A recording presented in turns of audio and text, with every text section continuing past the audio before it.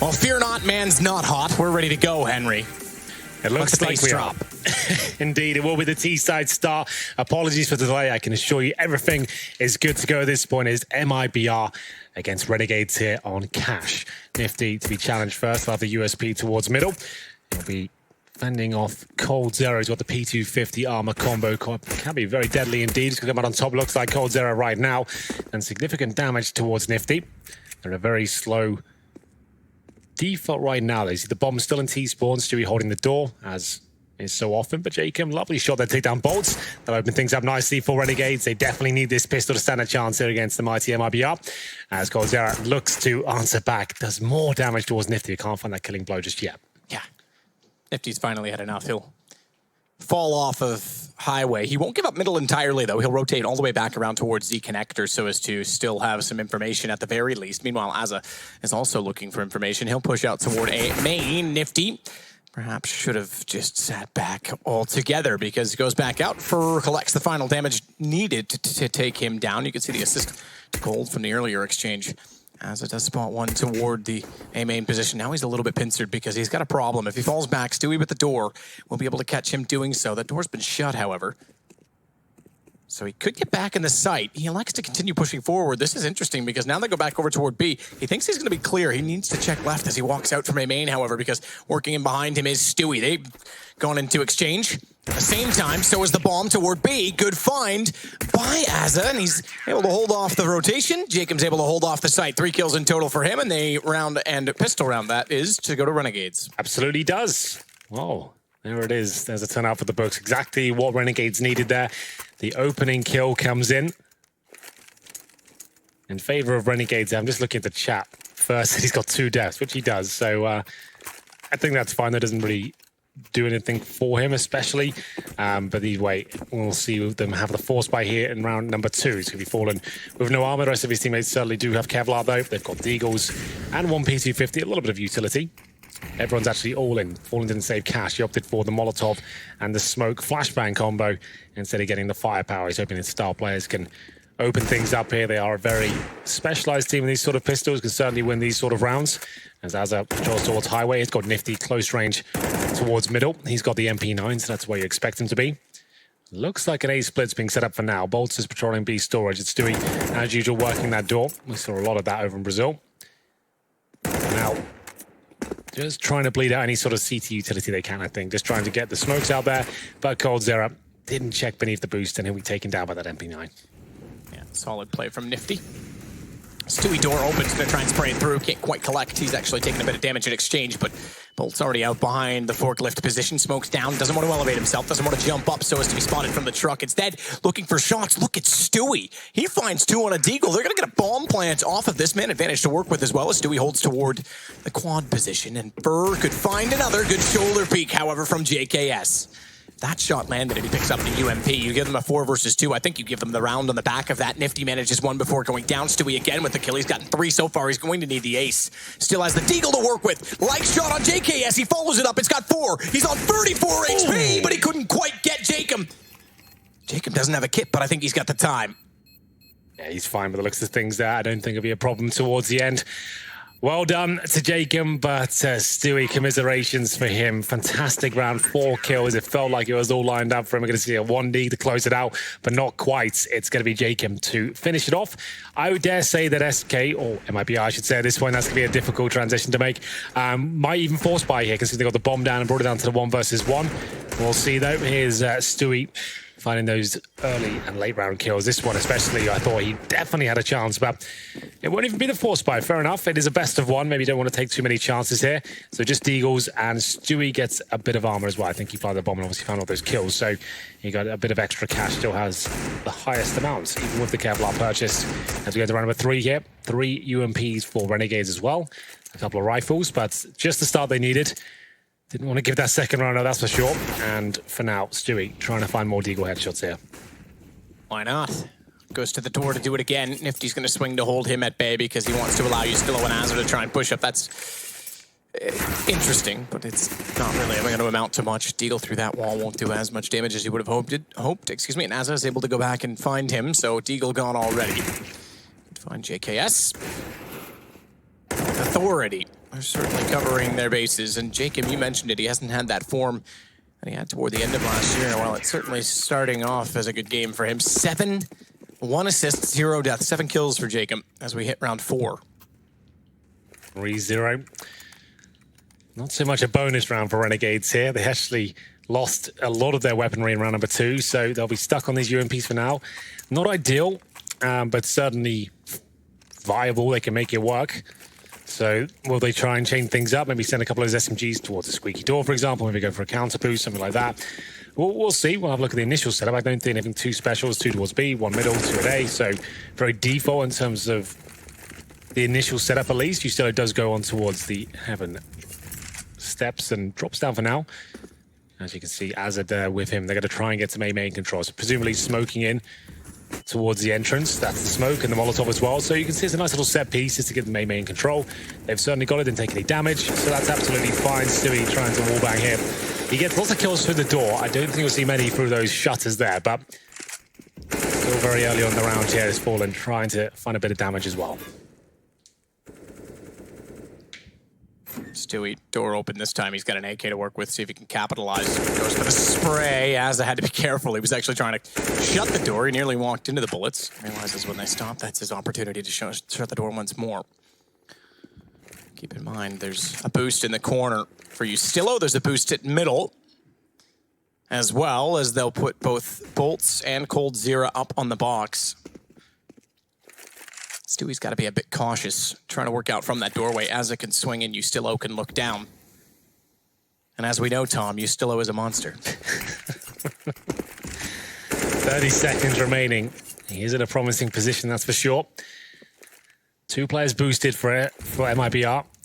And we'll see with 25 seconds remaining if they can make anything of this round. I think the boost would be very important here. Will they even check it? Stewie walking through the smoke. The flashbang's perfect. Fallen spotted the boosted player, gives the information to his teammate. But Nifty and JKS fighting tooth and nail here. Bazza can find one. That will drop the bomb. Can he get a second? Certainly can. That should be the round now. I don't think there's chance to even plant, but Cold Zera, he's taking no prisoners here. He could actually win the round as Azza sweats beneath him.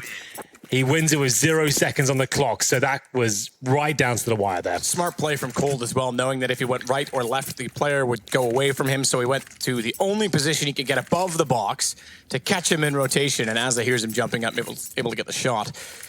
Cold nearly pulls it back, but Renegades have a 4-0 start, made in Brazil's first registered game in Counter-Strike Global Offensive as a squad. Not the best start. Yeah, it's early yet. But you're right. Yeah, that's how starts usually work, yeah. Okay. Listen, man. Just saying, don't write it off. Yeah, I'm not. I'm just saying, like, you would have hoped, though, that the first game under the banner be a 4-0 in their favor, run away with it, but it looks like 5-0 is coming in favor of the Renegades. Nice opening kill from Nifty there. Remember, it's the maximum loss bonus into the next round. Fur, he'll be the one that's dropped. Nifty must be getting some decent cash now. Hasn't actually had to bring out the orb as of yet. 7k on Azza. Nifty's on 2 after getting $600 there, so not as much as I thought. But the bomb's going to be planted. Azza struggling somewhat from the forklift there. I think he had to really challenge that kill, but does recover it. Fallen will be dropped as well. So a nice clean sweep from Renegades. Give a bomb plant up. They're going to be full buy anyway next round. It's not a huge deal, but still an extra $800 per player. You'll see the Fallen orb come out for the first time, as the analyst mentioned on the desk. He is now taking full responsibility, Fallen that is, in terms of the in-game leader role. That might be a weird little point to hear, but in the last few events, he's been letting Stewie call him Mirage, I think, and maybe a few other compromises here. I don't think that's going to be the key to success. Stewie joined this team looking for a proper in-game leader, someone that can tell him what to do and get the most out of him. They haven't really found that yet. Their greatest event so far, I guess you could say, was Belo Horizonte, but they did win a Portuguese event the week before against Hellraiser in the final. I don't really count that as a... no, I mean, there was like 20,000 fans, and it looked pretty remarkable, but you're right. It's not a top-tier event that you expect to see. I'll use the SK term, but because that's what they were. You wouldn't have expected SK to really care about or what you're used to seeing from them. That's not an achievement you would have even noted beforehand. So JK has to be counter-boosted. He'll go up CT side. Molotov thrown out toward the vents. That will reveal that there's one on his left, should he elect to go over, and he's going to. It's disappeared to his left, so it could only have gone one direction, and that's toward A main. Good find. Fallen down. JKS will follow it to find Bolts. Spur gets the return fire. It's Ustillo to shut out Stewie, and now it's down to 2 versus 4. You could see the cogs turning in JKS's head there. As he saw the Molotov come through, he knows the tendencies of MiBR. He knows what they like to do on their little set piece and stuff. As soon as that Molotov came through, no doubt in his mind, Fallen would be beneath him there. Comes through. I think Fallen went down instantly. I mean, he might not have had a helmet. I'm not sure. I assume he did. But he went down very quickly indeed. Gets the second kill. Funnels him in towards A. And Renegades actually looking pretty decent right now. That was assertive stuff. They're not sitting back and letting MiBR have full run of the map. They're actually challenging these key positions. They didn't even get close to a bomb site there, but still, it's Cold, Zera, and Third. You can never write those guys off, I'll say that much. As B bomb site, technically open right now, is Nifty outside. He's got the AWP. If he gets smoked off, there's a chance to get a plant here. Jacob will be backing him up towards heaven, I would say. Eventually, he's got the flashbang out, ready for if Nifty has to take a shot and hide, he can just block them off, but the smokes are coming towards spawn any second, surely. There's the smoke. But Nifty takes down Fur. They got a little bit too keen there to cross towards the side. That was a nice idea, but poorly executed. And now the 4 versus 1 comes through. Cold Zera not going to win this one, I'm afraid. He's got 10 seconds on the clock. It would take something absolutely unbelievable at this point as Nifty comes in to finish things off. No plants. And there it is, Matt. 6-0 for Renegades. Yeah, that's a remarkable start. And it's a new org only in name. If you were watching this, you might expect it's a new org altogether, the way that things have gone so far in this game. They haven't looked composed. They've looked caught out at many occasions, meaning that their lack of foresight is evident. And as case by JKS, you said it, you could see the wheels turning. He knew exactly what was going on and read the play perfectly. Got the second kill because he knew that time was of the essence with the UMP, and so too with the flank. 6-0 made in Brazil. And they're going to have to go to whatever weapons they can rope around these 3 AKs. Looks like Fallen will settle for a CZ-75. I'd say 3 AKs. I say 4 now because Bolts has brought one out. Yeah, the maximum loss bonus on the T side, as long as you get a bomb down like every 3 rounds, you're okay. Well, you're not really, I guess. You're okay in terms of getting some guns out. You're not going to be eco every single round. Yeah, exactly. It's better than the CT side where you don't get an exactly. So the AK is only 2,700 as opposed to 3,100, and you don't need a kit, obviously, and the Molotov's cheaper than it is in the CT side. There's a lot of different factors for that. But overall, 6-0. Nifty takes damage at the very start of the round. Maybe you got naded towards the white box from the boost area. You can nade over the top of it to get the nade just about there. So I'm assuming that's what happened to him. Molotov in, and this looks like a B set piece now as Stewie will go first through the smoke, of course. Ready to challenge the first kill. Takes down JKS. Nicely done. And Jacob still resides in towards Checkers, though. He's going to be dealt with as well. That's a better read. That's a much better play. They dictated what they wanted to that time and controlled it all the way through. Closest thing to Made in Brazil stickers, Immortal stickers, which they've got. Yeah, whack those on. Now. Yeah. Get them in there, boys. Bomb thrown across so as not to be spotted out from tree. 5 versus 2, 59 seconds to go. AWP and 2 AKs on the CT side to hold on to. Money's terrific, but not as such that they want to give any away unnecessarily, so it will be a save call. Any kill they get is beneficial. 3 digits of money at best for anyone on the Made in Brazil side. And a potential reset coming at 6-1, but they aren't going to pursue those kills. No, this is smart from Renegades. Keep 3 players up. You know the round's over. Sure, they're going to keep 5 players alive, but you're going to keep yourself very healthy. With only 2 players going down, you save the AWP as well. 2 AKs and as a Ustillo. Obviously, you can't buy those on the CT side. They're worth the weight in gold if you can hold on to them. We've discussed this many times before, but the idea is on maps like Cash, especially where the CTs can be more assertive at the start, they can go for flanks like JKS showed us before. That's when the AK comes into its own. Nifty's called for a timeout now. It'll be tactical, of course. He gets 30 seconds to talk with his coach. I believe it's Ryu now, not Kassad. So Ryu has been brought in. He was one of the original people that I think that unearthed Nifty as a player. Way back in the Selfless days, is that right? So he found him, and that's when Nifty really got his opportunity in CSGO. So maybe he's going to be working with him a little bit closer as he knows him so well. But he was the coach of CLG in the most recent iteration, which was, I guess they kind of were looking relatively promising at one point, but they've disbanded now. It's not really a thing anymore. No, exactly. And CLG, that's right. They were involved for a period of time. Another big org that's left us recently, as well as Envious. Indeed. So you you definitely have to consider that Ryu does bring a lot of experience to this team, and you're right in saying that Nifty's played under him before. He also worked with Ethan and Sabrosa and all those guys as well. So he's been involved in the North American scene for a long period of time. Good guy too, actually. Enjoy. Well, this is the best looking Renegades I've seen. Obviously, like you said, very early days, but in terms of the way they're playing right now, this is looking much better than what it's looked like the last 2 months or so. So let's get into it. Another B set piece. You see all 5 players in the top left of your mini-map right now. From the MiBR side, just walking. This would be a contact play, but JKS now with the secondary AWP. He'll be lining them up and finding shots, but only one so far. Smart counter. Oh, that's one way to counter it. They stack the Molotovs for maximum damage, and he instantly extinguishes all 3 of them so as to stay alive, but only for a second. They'll eventually put him down with a nade instead. I was about to say, a very smart counter Molotov by him to hold them off the main entrance to Checker. They had to go front side B. He caught them in retreat, and Asa has not had to utilize the vent position as of yet because it was a perfect bait and switch potential. So he doesn't want to go towards the vent at all. He knows he's going to have greatest success if he goes with his teammates. Otherwise, he'll just be waiting around. He'd rather go in and have trade potential, one of them, instead of going for a very narrow choke point and being sprayed down by some of the great aim on the MiBR side. Nifty, though, AWP, he'll be going in first. It's Usilla to crack open the site, though. All of a sudden, it's a 3 versus 1. But look who's waiting for them. The bomb is at a considerable pace now. The defuse comes in, but I don't think he can do anything about it. Great job from Nifty there. And the full defuse comes in. Very efficient and clean from Renegades. I don't think I've said that about them in a while. So that's fantastic. Fallen is running a James Bond, just a note, 007. He definitely has been struggling, I guess, a lot this year. It hasn't been his best. The very beginning of 2018 was rough, but definitely found some form over in Belo Horizonte, so hopefully he can get into the game. 7-1 as Made in Brazil will have another buy available to them. They did win the previous, remember, with 5 players up on the T side. The double AWP setup's out now. Nifty and JKS up against Fallen, who's yet to find his first frag. But you feel like him against JKS, he'd have the upper hand. But JKS already in position as he creeps around the corner here.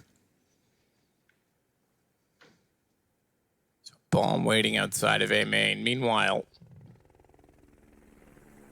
pretty standard default Nifty alone in mid, but as in Ustillo again boosting toward A. Fallen finally on the AWP, 7-1. 3rd straight game we've seen 7-1. That's true. It's a testament to the World Cup going on right now, Henry. Especially with MiBR and stuff. I think that it's going to be 7-1 for Colombia tonight over who are they playing again? Little team that invented the sport called England. Oh, you did that small island off the coast of Europe that's no longer part of it. Yeah, exactly. That's right. I'm going to cheer for England. I think it'll be fun. I think it'll be a good game. I'm not going to go in thinking, oh, it's definitely a lock and they should win, but you never know. It's going to be a lot of fun. Either way, I'll be there with the boys tonight. Forgot my shirt, of course, but that's fine. Go shirtless. That's the trend. I could paint the England flag on me. That's man. Yes, I'm there then for sure. Nifty misses his shot toward Highway, but they know that they're there. They've given up middle accordingly. He's got 25 HP left inside of the site. Ustillo, meanwhile, has gone off the boost to the corner. And he's going to hold off. I mean, I need to do much, though, because Asa finds 2 quick kills as they arrive at the site. Stewie's gone behind them. They've actually managed to sneak in from the doorway toward quad and get the bomb down. Ustillo's revealed that he's out toward A main, but managed to get back up in the corner before such time that he's spotted. He's now going to be left alone with just Jacob to work with. Good find from Stewie as he pulls out the AWP. Remember, on round 2, he nearly won it with a deagle. 4 kills from the similar position, and with Fallen to work with, 2 ops in the site and an AK. Make it just the 2 ops. I was going to say they have a real chance, but Cold gets caught by a late lurk on Jacob's part as he works back, and now the M4s go to work. The ops can't do anything from that range. Oh, he hit it. Fallen actually got the shot on Jacob, but that's really fancy footwork from Ustillo. Great teamwork again, Matt. That's them actually thinking and not panicking for once. They actually look quite calculated and calm when they go for the retakes. They're actually looking more like MiBR than they do right now. That was really good to watch. Nice teamwork, good flanks, good communication. There's everything looking quite good there. Renegades, they deserve this. They haven't stolen this lead away. They've actually played some really solid counter-strikes so far. It's great to see after the desperate times they found themselves in. I think the guys noted on the desk since Kassad left, that's when they've looked really quite disjointed. But this is looking marvelous, I have to say. Best of 1, 8-1 up. And you've got I keep saying SK. I've got to get out of this habit. MiBR with Deagles and 1 AK. Stewie investing everything he's got. The rest of them taking themselves down to about $1,000. The last 2 rounds have come down to Diffuse on the retakes. And in terms of loss bonus, they'll have 3rd stage next round. So they'll have enough for a bye. But Stewie, unless he does something absolutely absurd at this AK in round number 10, he won't have much to work with. Stewie working with the AK-47, boosted up 8-1 now for Renegades, and all the best efforts are thwarted. So Stewie getting to the white box is yet to be detected, but they know it's a passive hold toward middle, and that goes both ways. Therefore, Azza, exactly that, is still watching onto highway, and they can swing Jacob back out behind if he were to carelessly engage in that duel. Stewie's a bit smarter than that, but caught out by a flash. He's one up once. Did that didn't come from Fur. The only trail I saw in the sky was from Fur. If that's going to be a really unfortunate way to give away the AK, if that's what happened, but it will be recovered. I can't imagine that there was that much miscommunication between them. I might have saw that when the camera turned. Either way, I'm hoping it didn't. Nifty takes down Bolts. Gold Zero, that's got a great shot on the Deagle to pull it the other direction, but he needs to work back out. Fur's got Naza, so they picked up the AK again. He'll work up middle. Jacob's going to take him back down. Once again, the AK is dropped, but they've got an M4 and an AWP going against 2 M4s now picked up by Fallen and Cold. And once again, a bomb plant, but only in the nick of time. There's 10 seconds. And it'll do further damage. Actually, they double it to Cold. He's down to 28. Oh, wow. Okay, JKS now knows exactly where Fallen is. This isn't looking too pretty for the in-game leader. Down he goes, and it was looking a little bit dicey there for Renegades. Made a couple of mistakes in terms of positioning. They were actually perfect until Nifty dropped off the railings there. He was actually in a prime spot, kind of fumbled the hold, and then he got taken down, and then the floodgates open. But still, another retake where Renegades come out on top. With the bomb planted, though, that's going to pip MiBR in a more comfortable position. But 9-1, that's anything but. Stewie, like I said, he'll have to take a compromise. With the bomb going down, he can at least get a kill out. So not the end of the world, but certainly not ideal. Maybe Fallen will swap with him. He actually has. I love that. In-game leaders being selfless. That's always good to see. And you've brought Stewie in to be one of your star players up there with Cold Zero and First. So why not? Let's make sure he has everything he needs so he feels comfortable. Remember, these teams still speaking in English, for better or for worse. And it's understandable they're not looking their absolute best. It's going to take some time, but coming up to the majors soon, Matt, and that's when they really need to be ready. Yeah, absolutely. Major cycle begins in, actually, I think this weekend. Yeah, it actually starts this week. That's right. Towards the end of this tournament, yeah. The first minor overlaps with the ending of this tournament, and officially that is the start of the major cycle. So we are basically there. Stewie in white box garage, not the white box in middle. Well, he knows Nifty's been playing up close with the MP9 from time to time, but I don't think that's going to be the case anymore. Obviously, with that double AWP setup, you'd be an audacious position to hold with the AWP. Bolts needs to be careful, though. JKS has proven himself to be a worthy secondary AWP. 1 kill for Fallen. Yeah, 0 for Bolts. No way. Bolts on 0? Cold 5. The lead is Stewie and Fur at 9 and 7. Yeah, there's 0 for Bolts, and we are 11 rounds in. Ouch. Ustillo inside A main. Again, we'll take information where he can gain it. The problem is that he's gone A main. Nifty's already looking toward highway. This gives availability for Cold and Fur to walk out from the door, which they've now done. Nifty's aware of it. He'll rotate off back toward the truck after finding the opening pick. Again, they've gone this way before. Ustillo shut them down from being in the corner, but Cold this time catches him off. That changes the complexion of the plant considerably. Remember, it was Stewie that got in behind quad with the AWP last time. They had a similar situation where they sort of split the entry toward the A site. Nonetheless, Fallen holding off on the lurk has Bolts still to play with Fallen's second kill as he takes down Azza. Bolts looking for his first, is finally going to get it. JKS to fall. He'll double it, in fact. And now tie Fallen's total as he gets Jacob as well, and Nifty's going to bug out and go home. It's 9-2. Finally, MiBR finding another round. Yeah, it was looking a little bit problematic there with the opening kill from Nifty, but that's luckily for MiBR all he found, as it is the A side that they overrun. There was a chance for Ustillo with that nice hold towards A main, but Cold Zero had his number the entire time, it seemed. And there it is, 9-2. Start of the campaign here. Like we said coming into this one, it's technically a T-sided map, so still a lot of work to do here, and they're close to breaking down the finances of Renegades, as you can see. JKS could go for the M4 here or another AWP. We'll see which way he's inclined as we go into round number 12. Not before we have a tactical timeout, though, as you can see. That's going to be called by the Renegades. They've Already used one before. You get 4 in total, 30 seconds each time.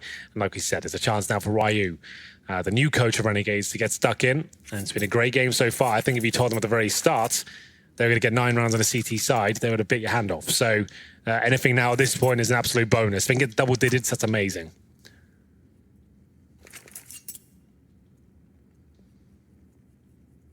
Well, 9-2 with potential reset yet again. Double digits is far from out of the question.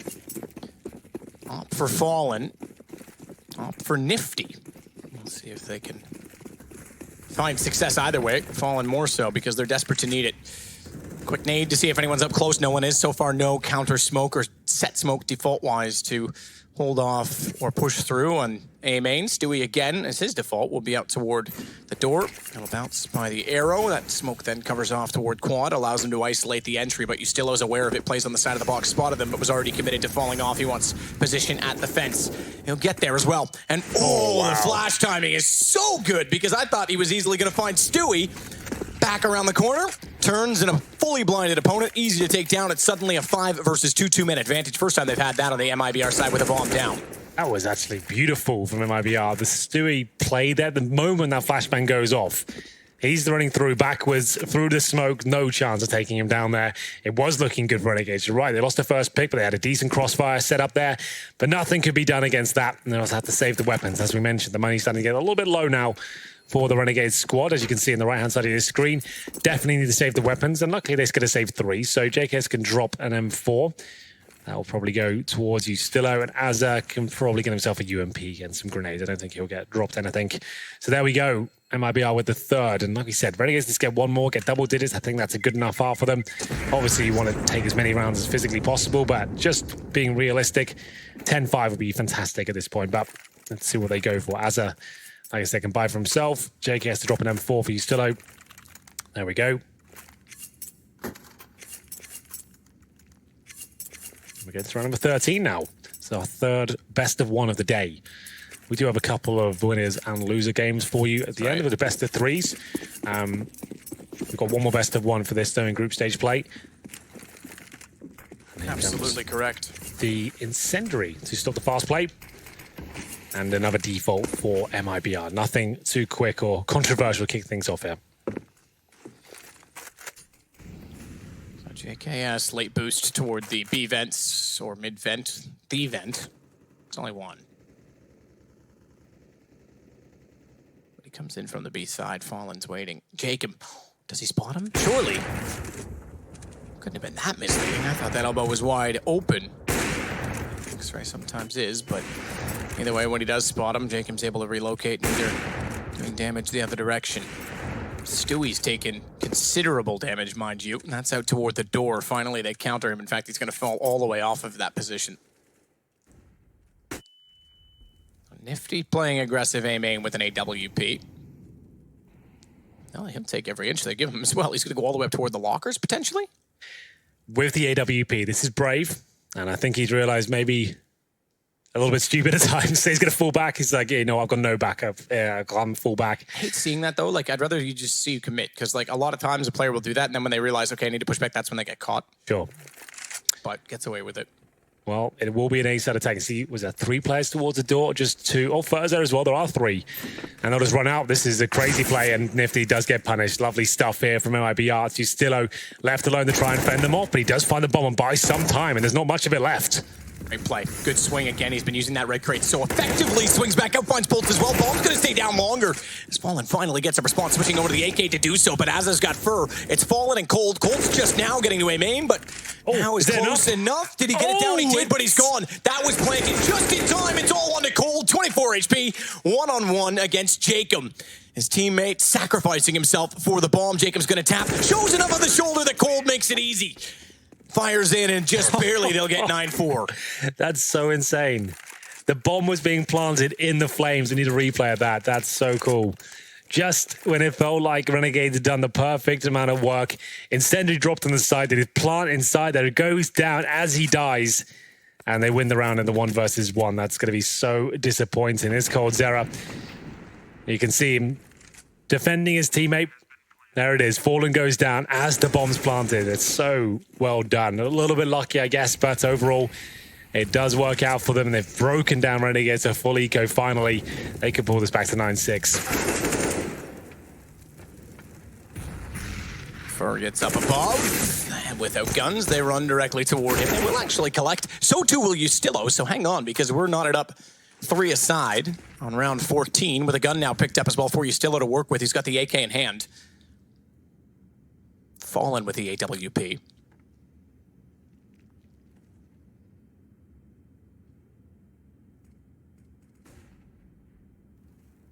Ustillo's gone all the way with the AK through Squeaky and is now behind them as well. So give him a gun, boost. Give him the map, and you're right. He's got a player with him. Nifty could easily put him up above. Bolts is considering a flank, but not from that position. They're not going to go for it. I thought really that they would. I think that would have been a great call. Just when you got 2 players there, it's quite rare to boost on that side of CT. I think that would have been really exciting. If they wanted to play this position, they would have actually found a kill from that. coldzera's going to get that kill for sure. And there we go. That's probably the round, considering the positioning of the CTs here. The boost would have been brilliant. Obviously, they don't have the information we have. I think it would have been quite an interesting approach. Nifty does pull one back. 2-on-2 now. If he can find the weapon, there's definitely a chance here. Oh, the good nade, though. You're right. Definitely a chance. Nifty's got the AK picked up, but the second nade without the armor. Absolutely punishing. Bomb went down and Fallen starting to come alive. Better late than never, perhaps up to 6 kills in total. Bolt still sits with just those 2 we found when he traded in mid, but 9-5 our score. You said if they could get to double digits. They might not. This could go 9-6 still. That'd be a really disappointing way to finish it. But like we said, 9 still decent, 10 would have been sublime. As we get into round number 15 here. Nifty on the AWP. Does he want to try and, I think, aggressive? Doesn't look like it. He's been quite contained in that sense. Hasn't really shown us any of those crazy, aggressive flick shots he's capable of. And Cash is one of his home maps as well. He usually does very well on this particular one. But final round now. Jacob by the pipe towards middle. He'll be backed up by Nifty, who I think is playing towards the sandbags. Has Fallen boosted on the white truck there, looking for any sort of activity towards the white box.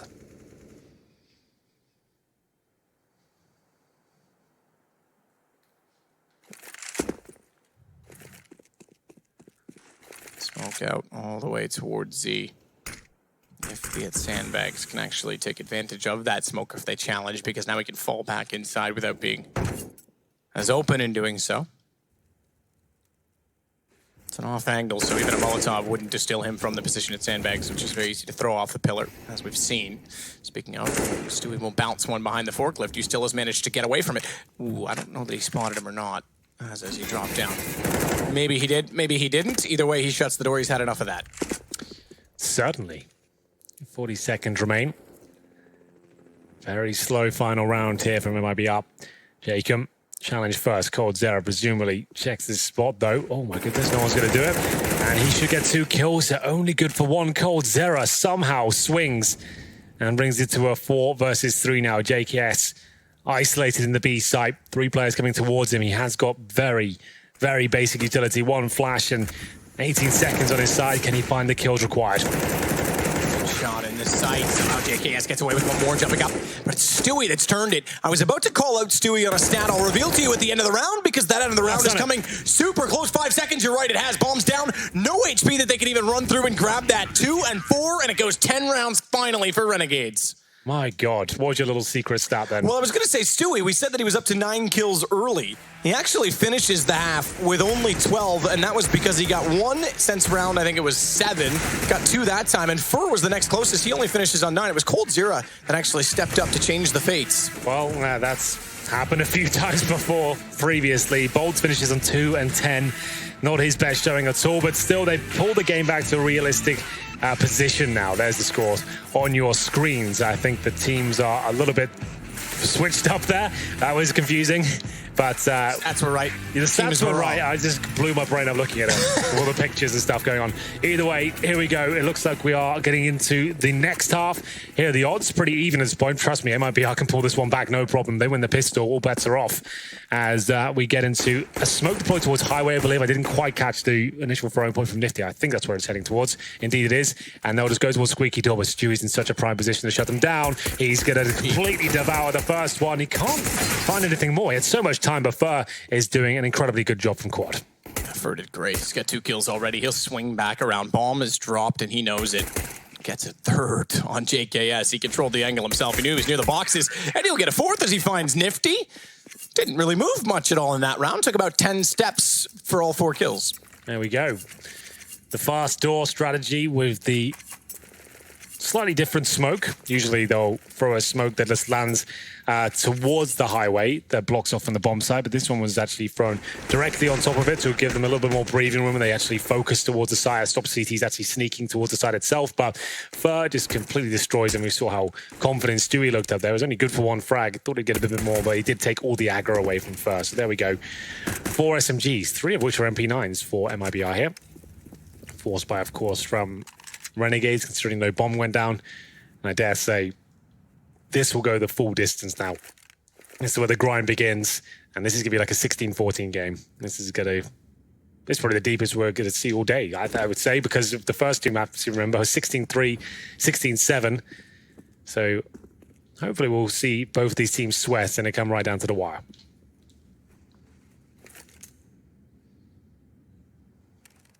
Well, with that, made in Brazil, having won the pistol, we'll go to all SMGs, bar Fur, who found the 4 kills. He'll use that investment, that return on, to get the M4 out. Good find early on as well from the MP9 of Fallen, which is the man you'd want to farm cash on an MP9, on an SMG.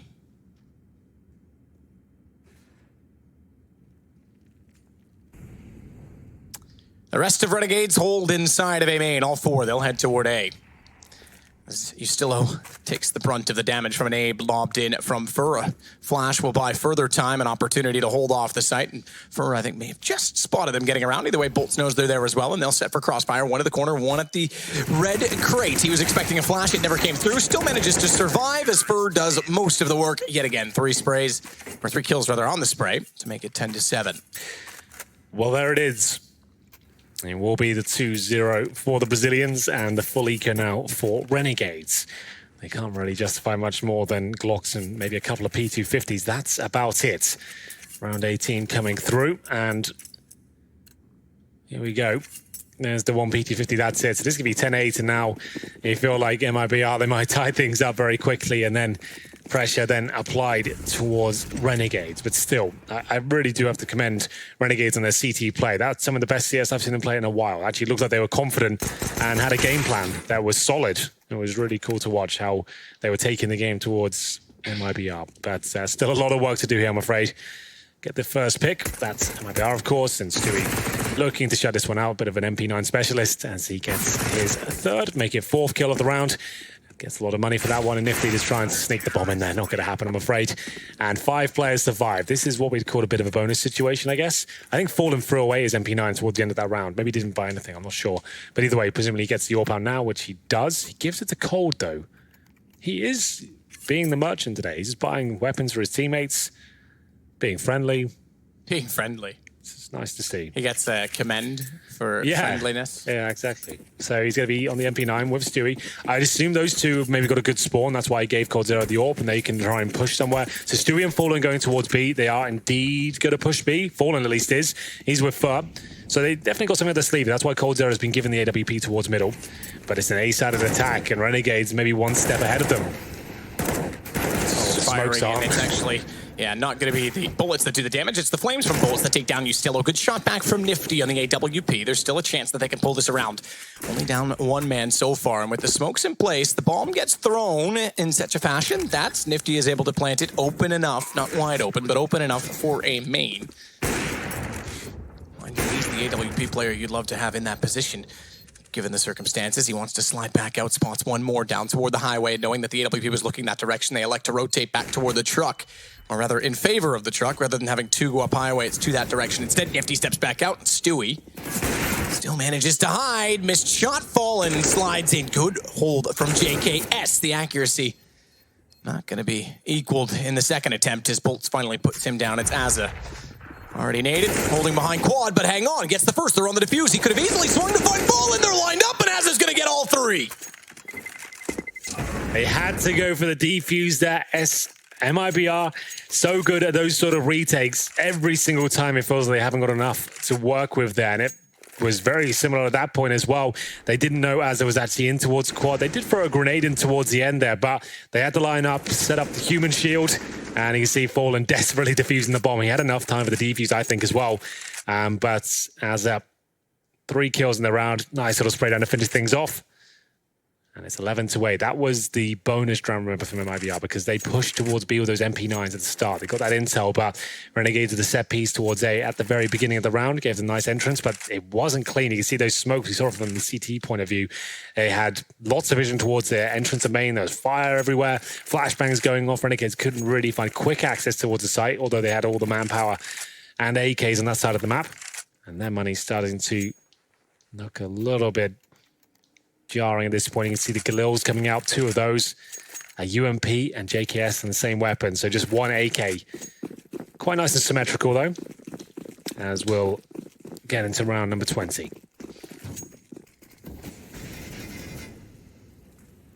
Jacob gets back up to the corner. Oh, they main, they're expecting a push through, so he'll position accordingly.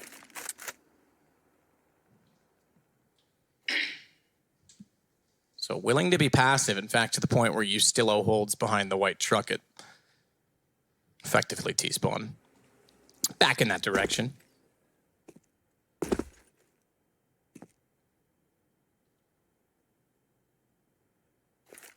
Problem is that sitting back this long and not having anything come their way doesn't do much to get them any information. And with MiBR that buys a lot of time, they've not had to use utility. Well, here we go. They have got smokes and a couple of Molotovs. And those Molotovs could mean absolutely everything here in these sort of plays. There's the first towards Checkers. I thought they might go towards Sunroom and try and deploy them directly on the site. But for now, just getting them a bit of entrance towards Checkers here with the smoke down towards the bomb site entrance. Ustillo going in first. He could just be flashed in here as he'll try and lead the charge. Colzera towards headshot, looking to find a few of those himself. Nifty will respond with 1. They've traded equally for now. This is looking quite good for Renegades. They smoke off. Is that a failed smoke towards CT though? It looks a little bit messy, but no, they have got 1 down there, so absolutely fine. Maybe the secondary smoke to stop any sort of CT access towards the site. Further uses it to actually find a bit of control. He's got that kill on Ustillo. You can see the barrel. That's pretty much a guaranteed kill for him. So much timing in this round. Cold never spotted Ustillo going far. They nearly spotted each other in the smoke with Fur and he, and then gun barrel sticking out. It's Nifty that wants to respond. Bomb still ticks. And he'll swing. He knows Fur's somewhere in the corner, but he comes out just at the time the crosshair got in position and oversteps that mark that Nifty was holding. It's now on Jacob. He's got a Molotov, though. You're right. It is smart. They're on though with the defuse. He should be able to withstand the pressure and the flames. He holds the defuse. He'll go down afterward, but it's all for naught from Jacob's point of view. Bolts gets the round to MiBR. Oh, really nice idea. Commiserations to Jacob there. Tried to time it to perfection. He was maybe 1 second off there. And if Bolts had anything but 100 HP, that wasn't happening. If you're defusing the bomb and your HP still 100 and you're defusing as the flames hit you, you can still defuse. And that's exactly what happened there. He died a second after he got the defuse, and that's how it should go down. So players with 100 HP, as long as you're holding the defuse, you're fine. Yeah, I think it's obviously 5 seconds to defuse. I think it's 6 or 5... It's just about 6 to die to a Molotov from full HP. Give or take. I'm sure there's a fractional percentage in there that I'm not aware of, but it's close enough for argument's sake. So boost up, no guns this time. They'll go to pistols. I say no guns. There is 1 UMP for Jacob. Obviously, that was carried over given the circumstances of the last round, but MiBR certainly giving themselves a chance to get back into this game. Only 1 round so far from Renegades in this half. Fallen forced off middle, doesn't want to overcommit. Giving up middle means they'll have to watch highway. That'll be Bolts' tasked with doing so. Spraying in preemptively. He actually found as the second one was calculated and addressed as he found Jacob, or rather JKS, and then they swing out together. Cold with 2. Bomb was already down, and it's 1 round the difference at 10-11. Absolutely. MiBR reeling them in at this point. Scoreline in the second half is 5-1 in favor of the Brazilians here.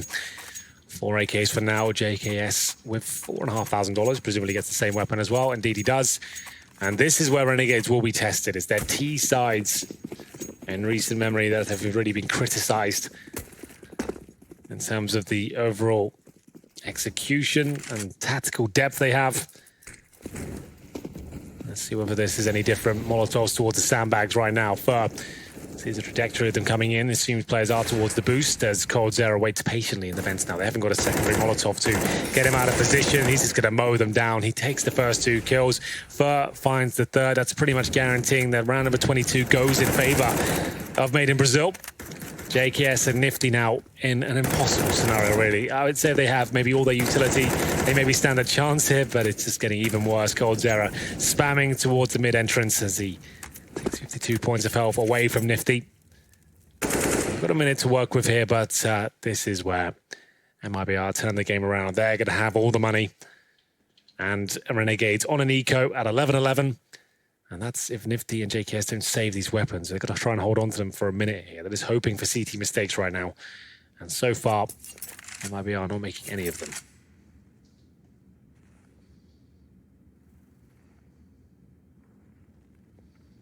JKS already boosted. Good shot. Takes out Fur. Standing in the open, trying to catch out anyone inside of middle still. It's just 1 kill to the 3 that have gone against them, however, so not really that much impact. Fallen finds Nifty. That pretty much cements the round. With 20 seconds, I'm going to go ahead and call it done. Fallen will confirm 11-11. So we started at 7-1, Henry, which is our score for today. We get to our score overall. 11-11, we see that a lot. Not as much lately, but we used to. Yeah, we really did. It was a thing. It was a thing for the longest of time. We were a thing. We still are. Okay. Let's end it there. $2,500 pretty much for everyone in Renegades right now. Third stage loss bonus, really not ideal, but still hasn't got to the scary tipping point just yet.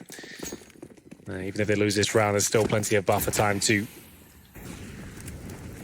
sort things out for themselves. Deagle, CZ, no armor, no nades. You'd assume this is a bit of a gimme round for MiBR as we enter round number 23. Fallen on the orb. But look at his score right now. Fallen 10-14. Bolt still struggling a bit with 7-14.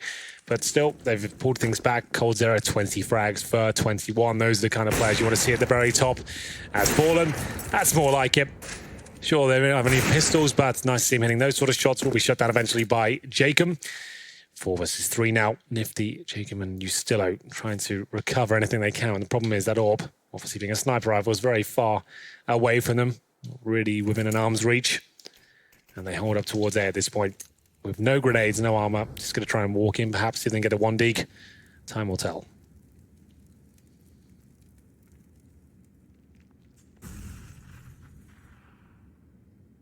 So, Nifty, Deagle.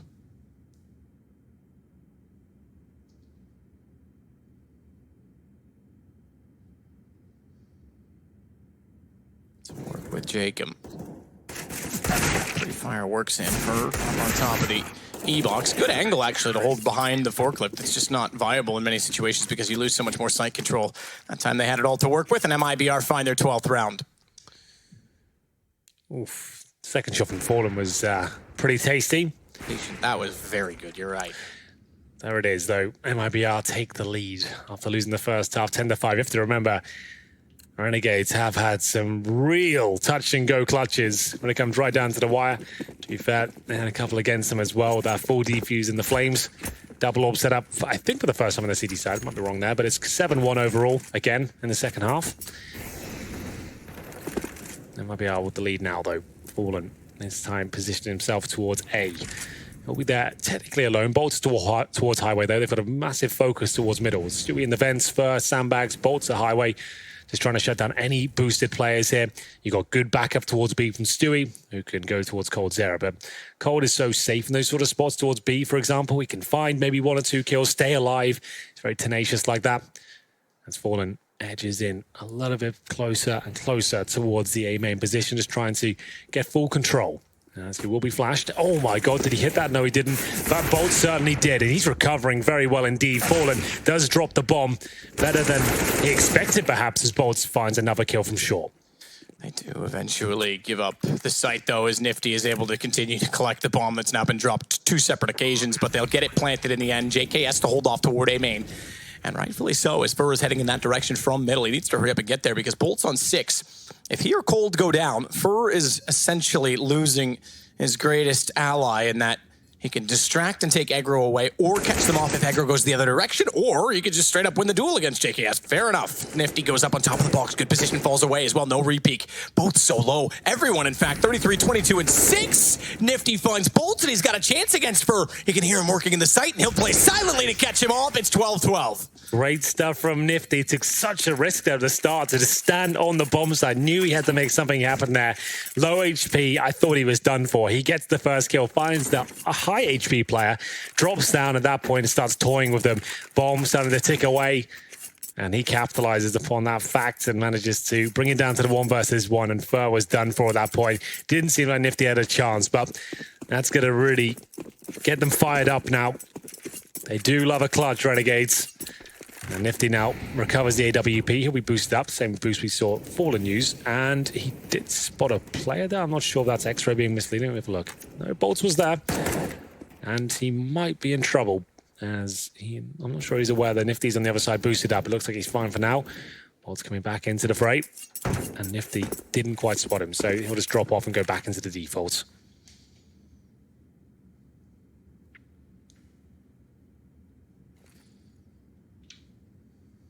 As it starts to make his presence known at Squeaky. Just to note as well, we're at 12-12, right? And both of these teams are pretty much broken financially. That's true. Whoever wins this round, that might decide. I wouldn't say wins the entire thing, but it's going to give them a huge advantage. So we'll see who comes out on top here. And if it's Renegades, maybe they can steal this game back. As Fallen will be dropped by Nifty, who's seeming to come online at this point. Great few rounds from him. As Fur will be smoked off, he'll have to push through. He knows T's are going to be crossing over any second now. All the utility, flashbangs being deployed. As Fur still alive and kicking, but not for long, as the Galil takes him down 5-on-2. And do they have to save at this point? They have no money. Do they have to fall back and just keep the M4s in their hands? It'll only be the 3rd round of the half that Renegades collect. It goes to show you how good their first half was, because now, as you say, they've got a huge economic boost. Justillo played that very well. Fur was holding as timidly as he dare behind that smoke, knowing he couldn't overcommit, but Justillo was certainly prepared for it. Thought, okay, they're going to be toward highway, but naturally they're going to watch toward quad. As soon as he walked around, found the kill, found the duel, and therefore the round. No chance. MiBR sits on 12. We go 13 for Renegades. And the money in disarray. It's 2 in a row, so it's not like it's building up massively either for Renegades. But with one gun, I'm just taking a peek, with one gun held, 3,800, so they can actually force off this on the MiBR side. Now, if they lose the force at 13-12 and therefore go to 14-12, they'll have even less money, and this could be a huge problem. What are they going to go for? They're going to force. I think it's the right call, but again, if you lose out on it. They can't afford the AWP, actually. Fur can drop that, if that's the way he wants to go with it. Technical timeout, okay. So it does sound like you'd hear that water sound you hear, yes, famously in the Half-Life engine. When someone lags out, that's what you hear. I haven't heard it go before, I'll say that much. That's true, actually. I haven't. Yeah. I instantly knew what it was, but you're right, I haven't heard it in Go. Yeah, so in 1.6 especially, when that noise is heard, it was like a Half-Life engine bug that when someone lagged out, it just made this water sound. And it looked like Fur kind of frozen for a little bit. That's the sound we heard. There's no water on this map as far as I'm aware. So there we go, that's kind of cool. Round number 26, and we're back into it. That's cool as well. Fallen, did he get dropped the orb? Fur has spent all his precious cash. I'm going to look at Fallen now, and it's the M4 on the ground. So they're opting for more utility instead of just straight up AWP. It's not like Fallen's really carrying them right now at the orb, so that's understandable. 5 M4s, and this could be the do or die time. If MiBR do drop this one, they'll be 14-12 down and forced with a really difficult decision at that point. You play for overtime, or do you force up and try and pull it back?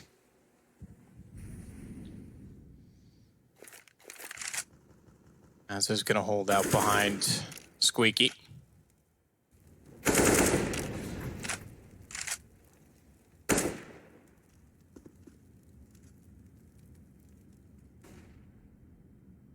He's still out.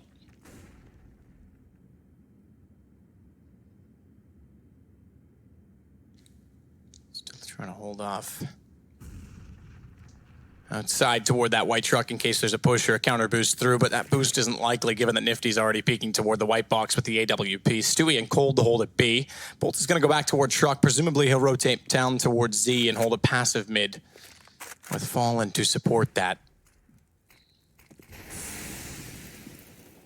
So no op for the CT side,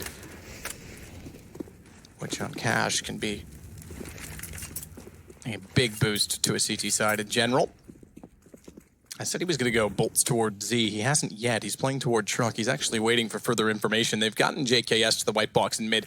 Asa still behind the door, but it's Fur that matters most on the boost. Flash won't catch him. It didn't bounce far enough. He was aware of it. Turned back. Second one, that'll go off. He's ready for it. Bolts gets the shot, though, and Bolts follows it. Well done, because Fur was actually spotted by Ustillo, and by the time the second player, Jacob, walked through, he was committed elsewhere, but overcommitment from Fur as he jumps down. That's going to give Asa some room, but Fallen's got stationed inside of the site, and JK has to fall with 3 seconds. Round done. Nifty can kill all that he likes, but it's all self-preservation at this point. Well done by Bolt, especially surprising there was no smoke even towards the CT truck. They're also focused on the forklift area, and of course the boost. The Bolt has had a bit of a shooting gallery. I'm sure we saw that from his POV. He wasn't being challenged too much. He just had free reign of the bomb site. Renegades dropped the ball slightly there. That was their opportunity to really seize this game and get themselves over the finish line. So they still have plenty of cash is still in it, but that was their chance to close it out. 13-13. I think this is the deepest game we've had today as we get into round number 27. Two pretty one-sided ones. I'm thinking of the B stream as well. This is like kind of bringing it all together. Yeah, well done. You're very inclusive. Yeah, I like to make sure everyone's involved. And for now, coldzera and Stewie, they're involved in the B bomb side. There'll still be a breaking point, don't get me wrong. Everyone's fully invested in all the utility they were missing before. They still don't have the AWP. It's Fallen is on the FAMAS, in fact. With no head armor. Fur's already made his way towards lockers. He'll be baited in by Bolt, who still plays towards A. They're going to even smoke towards A main to make it look more convincing. Why would anyone be there? Why would we smoke this out when we have control of A main? It's all a ruse. So Flash held AWP as well, but he's got to be so cautious behind him towards Z. They've got other players watching it now. Ustillo, namely. So too, at big garage was Jacob, and he'll now babysit toward the vents. So smoke to go top highway from Jacob.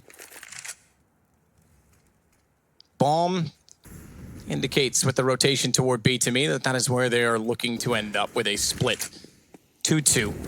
2-2-1 if you want to include Z Connector as well, because they've got Ustillo to try and catch off Fallen in a bit of a lurk situation. It's not an active lurk. He's actually just holding for rotations. Good find from Stewie. Flashback in. Smoke's going to protect him as well, meaning no one can push through from B main. And Stewie's going to take advantage of that as well, but couldn't land the final shot. 25 HP as Asa is able to bring this 4-4. Do they find Cold? 18 seconds. Cold's going to line up. Bomb not yet down, but a substantial amount of the round. Oh my goodness, nearly pulled away. As Asa turned around, I thought if he got Fallen there, he would have pulled it off. But it's down to Ustillo. 8 seconds. Round is done. At this point, he's playing for pride. Yeah, can't really do much about this. We'll finish things off there. Great stuff from coldzera. Knew what he had to do. Patiently waits on the site as they line up for him with the time running down.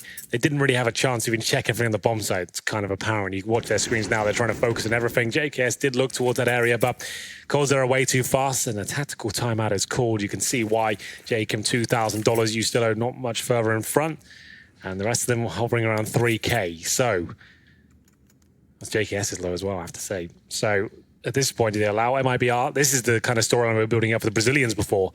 Do they allow them to get to match point and then go for overtime, or do they force up now and try and deny it?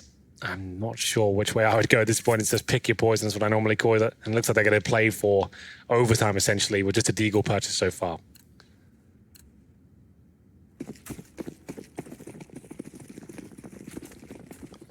Fur will move toward the white truck. Run boost from Asa? That didn't work. Try again, lads. I mean, you've already lost the advantage of time, and with the smoke down, there's really no benefit to it. So that was identified by Asa, and they say, I'll just walk. I'll just walk. Ooh. Okay.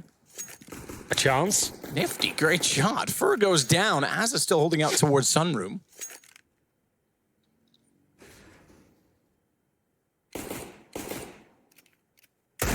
Cold up close on the box, keep in mind.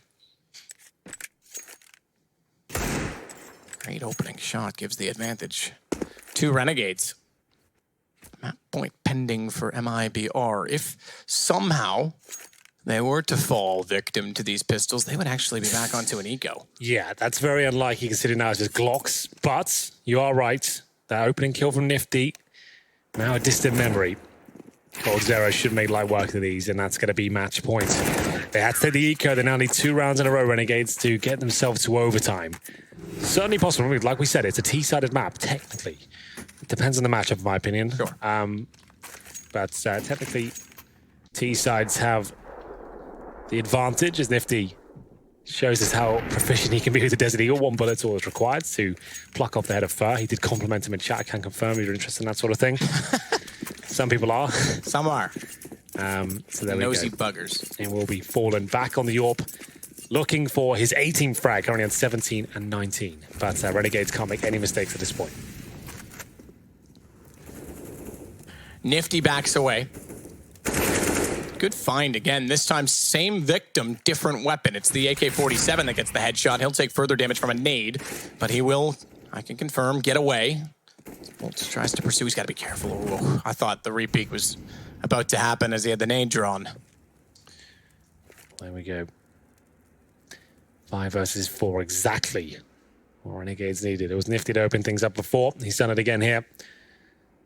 But can they finish it off? Interesting. Is that Deagle in the hands? It's Stewie's got a FAMAS on his back, but he wants the Deagle for range. Guess so. Yeah, 3K. He definitely could have afforded a rifle if he wanted it, but...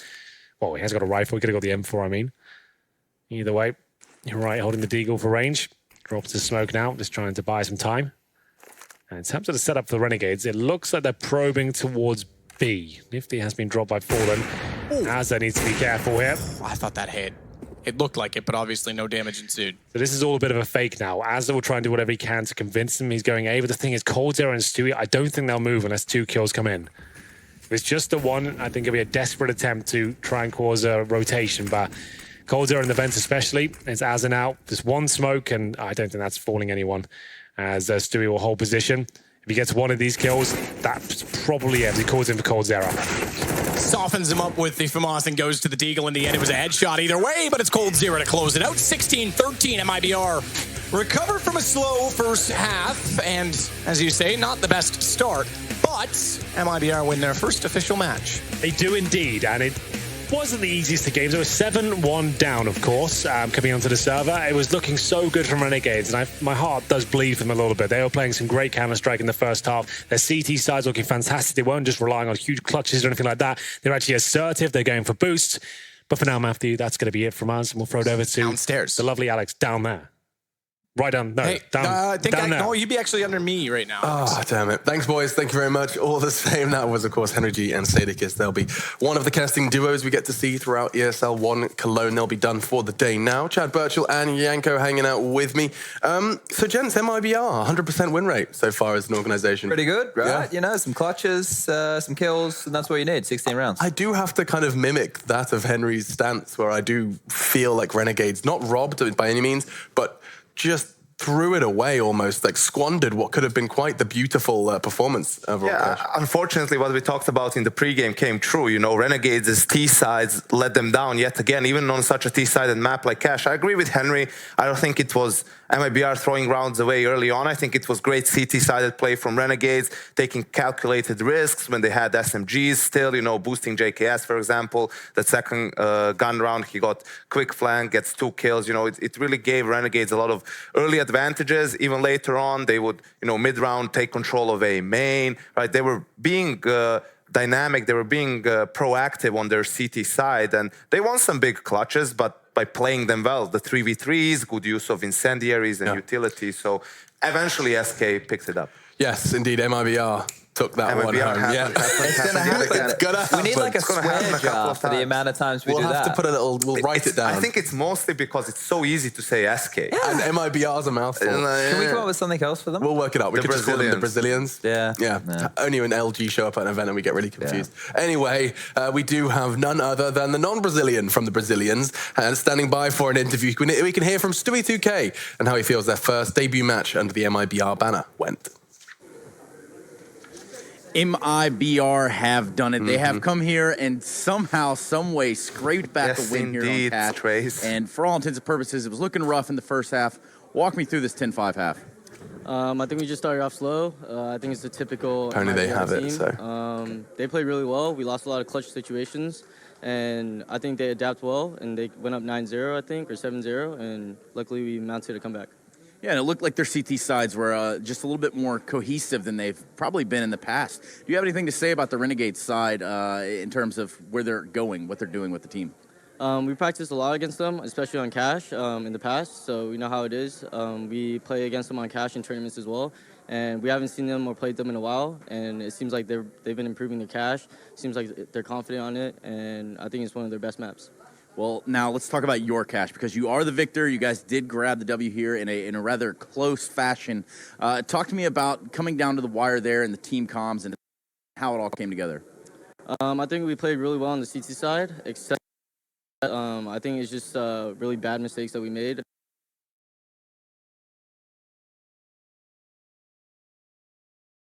And that was an opportunity. Clearing the one spot that they can be in, and we're separating, not being together. And other than that, he sounded like he was a little bit disappointed at their start, but it was, of course, good play from Renegades. It's all about how you finish, anyway. Like, it's not really about how you start. It's all about how you finish. A life lesson from Chad there. Now, it did start to turn around, and I mean, we saw, what was it, essentially a 9-1 scoreline at one point in time, and then the half just looked disastrous from there for the Australians, or at least not as beautiful as it did. Now, Yanko, you seem to have selected a clip that will demonstrate that. Yeah, it was after they were 9-1 down, really, that MiBR stepped it up. They kept their composure, really, in this situation. They pulled off a really cool round when it was super important for them. So starting off, it was a default. I can fast forward it a little bit. You're going to see them, you know, taking map control, just waiting for some pushes. Bolts is important here towards the B side, because what he's going to do a bit later on, and he has been really struggling in this game so far. So he has 0 kills, I believe, at this point. Fallen isn't doing all too great for himself either. So how they execute this round is actually pretty good. You can keep an eye out on Cold and Fallen. They're setting up for mid smokes. And this is just the standard default into taking mid control late, because the CTs late in the round, they're probably not going to hold mid because they're out of utility, and it's very difficult to do it at that point in time. And Bolts executes a B fake. You can see down here, throws the smokes and the mollies. They break the vents, shoot a little bit to draw attention, and you can see how that forces really the rotation from the CTs over here, forces Aza to go towards B. You still is pushed in main. That's their reaction to losing mid control. And it's a good reaction, and you can have Nifty just looking towards highway, really. And after that, you can see that because the fake was well executed and well timed, even if Nifty gets a single kill, SK still gets control. MiBR still gets control of the site. And they basically, without getting a single kill, being a man down, because of how well this was executed, how well it was timed, they still get almost into an empty bomb site. And after that, they just play out the after-plan situation how they should. They lock this round down, and that gives them some momentum. They win 3 more rounds after this, and from being 9-1 down, then get a 10-5 scoreline. Yeah, and whilst you say Bolt's quiet game, I just saw his assists. He had nearly the same amount of assists as he did kills. That means he's not converting the kills. So, yeah. but he has higher ADR than Fallen, who has 6 more kills than him. But I was going to say that's usually a sense of, no, well, sure, AWPing as well, but if you have a high ADR and you're not actually converting the kills, it means you're doing a lot of damage, but you're not finishing off the frags. Now, that can be instrumental in a lot of different ways. The context, I guess it would depend round-to-round basis, but his impact, I feel like, on that T side, he wasn't even really being used as an entry fragger a lot, right? Yeah, so. I mean, even in that round, what they did after the fake is Fallen was playing white box and Bolt stayed in mid garage, and they played really well off of each other. Fallen gets the first kill, then just hides, and that's where Bolt gets 2 of his first kills. And, you know, it's a sign of how, even when they're not on point individually, they can still pull off some good, you know, rounds based off of team play. And that round was won by the call more than anything else. You didn't have to do anything massively individually. This round here was pretty cool. The retake should probably have never gotten to this. This is where Ustilo was closer towards a main, and he picked out and kind of shot some bullets, giving away his position where he didn't have to. But that game did have quite a couple of clutch moments that people did step up. And I think the Cold Zero was a 1v2, but the Molotov kind of burnt away a player, and could have been technically a 1v3. And then this is it right here. And then, you know, there was the one in the second half for Renegades where they were able to get their own on the board. So you know, kind of taking a step then into your Renegade shoes, had you been part of that match, part of that game, what's the general team vibe after that one? I mean, do you feel like you've let yourselves down, or is it just, oh, it's groups, it's best of 1, look forward to the best of 3? Obviously, this was their best chance to beat at MiBR, I think, you know, in a best of 3, it gets a lot more difficult there, and I don't think Renegades have the staying power. They're going to be frustrated with that first half. I think they should have had 10 or 11 rounds at least. You know, they should have definitely pushed the envelope a little bit more there. That's where the disappointment will be. But I think they're going to look at it from an objective standpoint and be like, this is still one of the best teams in the world we just went up against, and we pushed them. And we did obviously make some mistakes, but it's decent signs all around. And going forward in the tournament, look, now they go into a best of 3, so chance to see some more out of them. Yeah, no, absolutely. And with that said, we do have an opportunity to see another match coming up next. In fact, we get to see North in action as they go up against Fnatic. That's going to be an intriguing one. A Scandinavian showdown coming up after the break.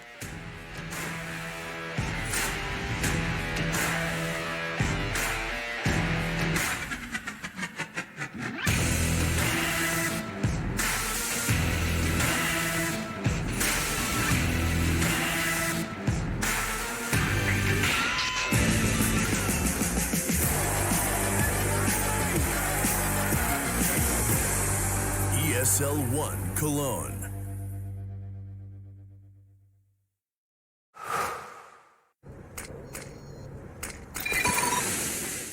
Incendiary out.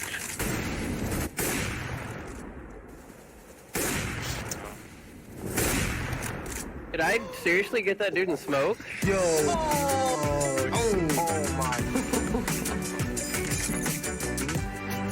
Game, record, and stream without compromise. An Intel Core i7.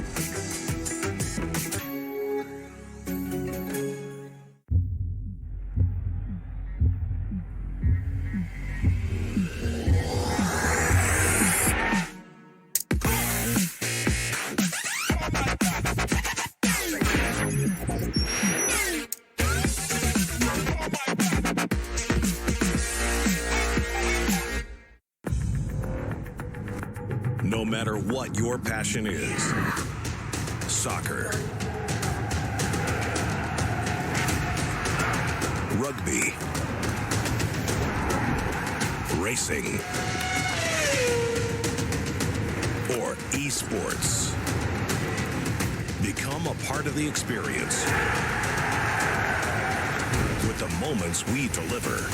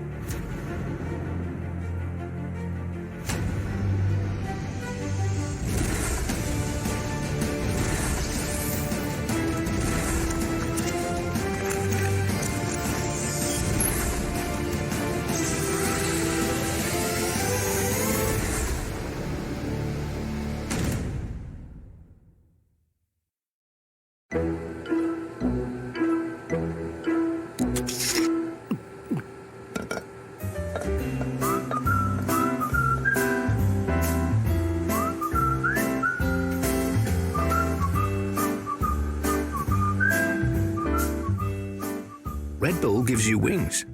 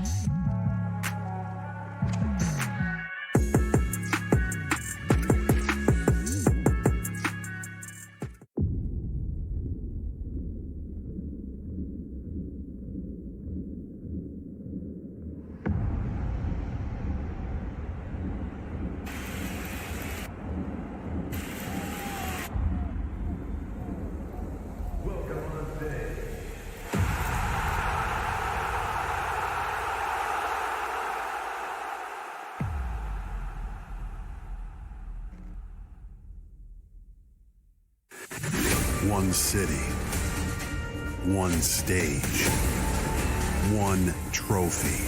And another kill to find Fallen. One moment. ESL 1 New York 2018.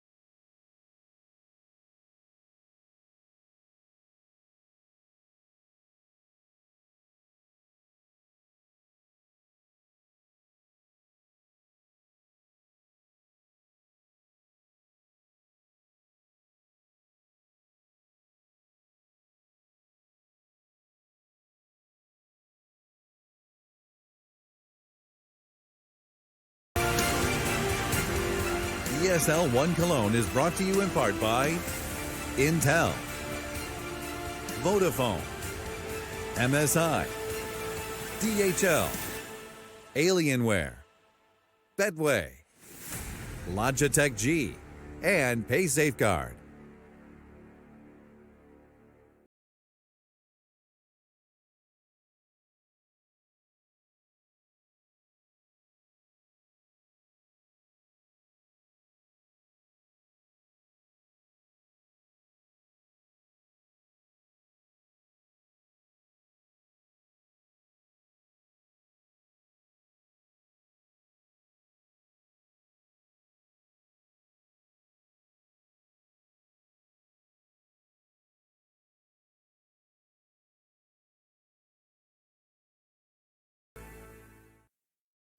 Vodafone presents the pre-match.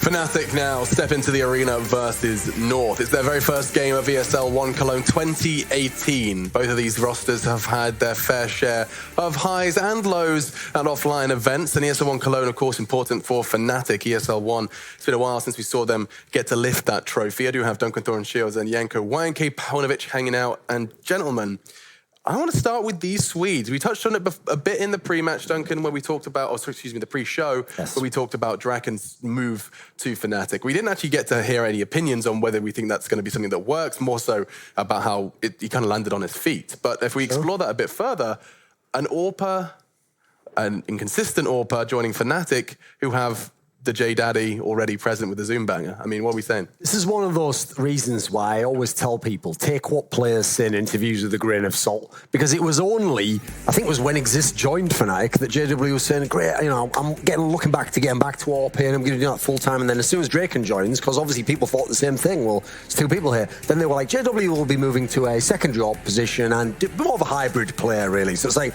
they clearly just changed their opinions based on what day it is and what the lineup is. So I do think that that's an aspect which could be a positive for Fnatic. I don't think JW's AWPing was cutting it in this team. Quite frankly, they mainly won Katowice due to like an amazing resurgent performance by Flusher. So I do think they did need some firepower. Draken was able to bring that in an IP, even if he didn't fit the style as much. Exist gets a second go around to see if he can make Draken work, because obviously he's the in-game leader now. So it definitely gives it a new complexion. And they were a team where, unlike the Mouse Sports example we gave earlier, where they were stuck at wasn't really that acceptable. Like they'd already kind of had their peak, and I don't think they were going to be going back up again. So it's fair enough for them to make kind of some gamble moves, I think. What's your opinion, Janko? When you saw the announcement, when you saw Draken kind of putting the Fnatic jersey on, was there a kind of an air of excitement? Were you just thinking, oh no? Like WTF. Oh, really? You know, because it's... So you're... You what, mate? Yeah, you're bringing in a player who, as you guys already said, is an inconsistent at topping. His style is pretty much the same as JW's, right? Aggressive, going for peaks and everything. So you're bringing that guy, and then JW is going to do what? Be more of an entry fragger type of a rifler, which, okay, it might work, you know, with him. But then what's going on with the rest of the team? You have Exist as the in-game leader. Well, he was removed from NIP because his in-game leading didn't cut it.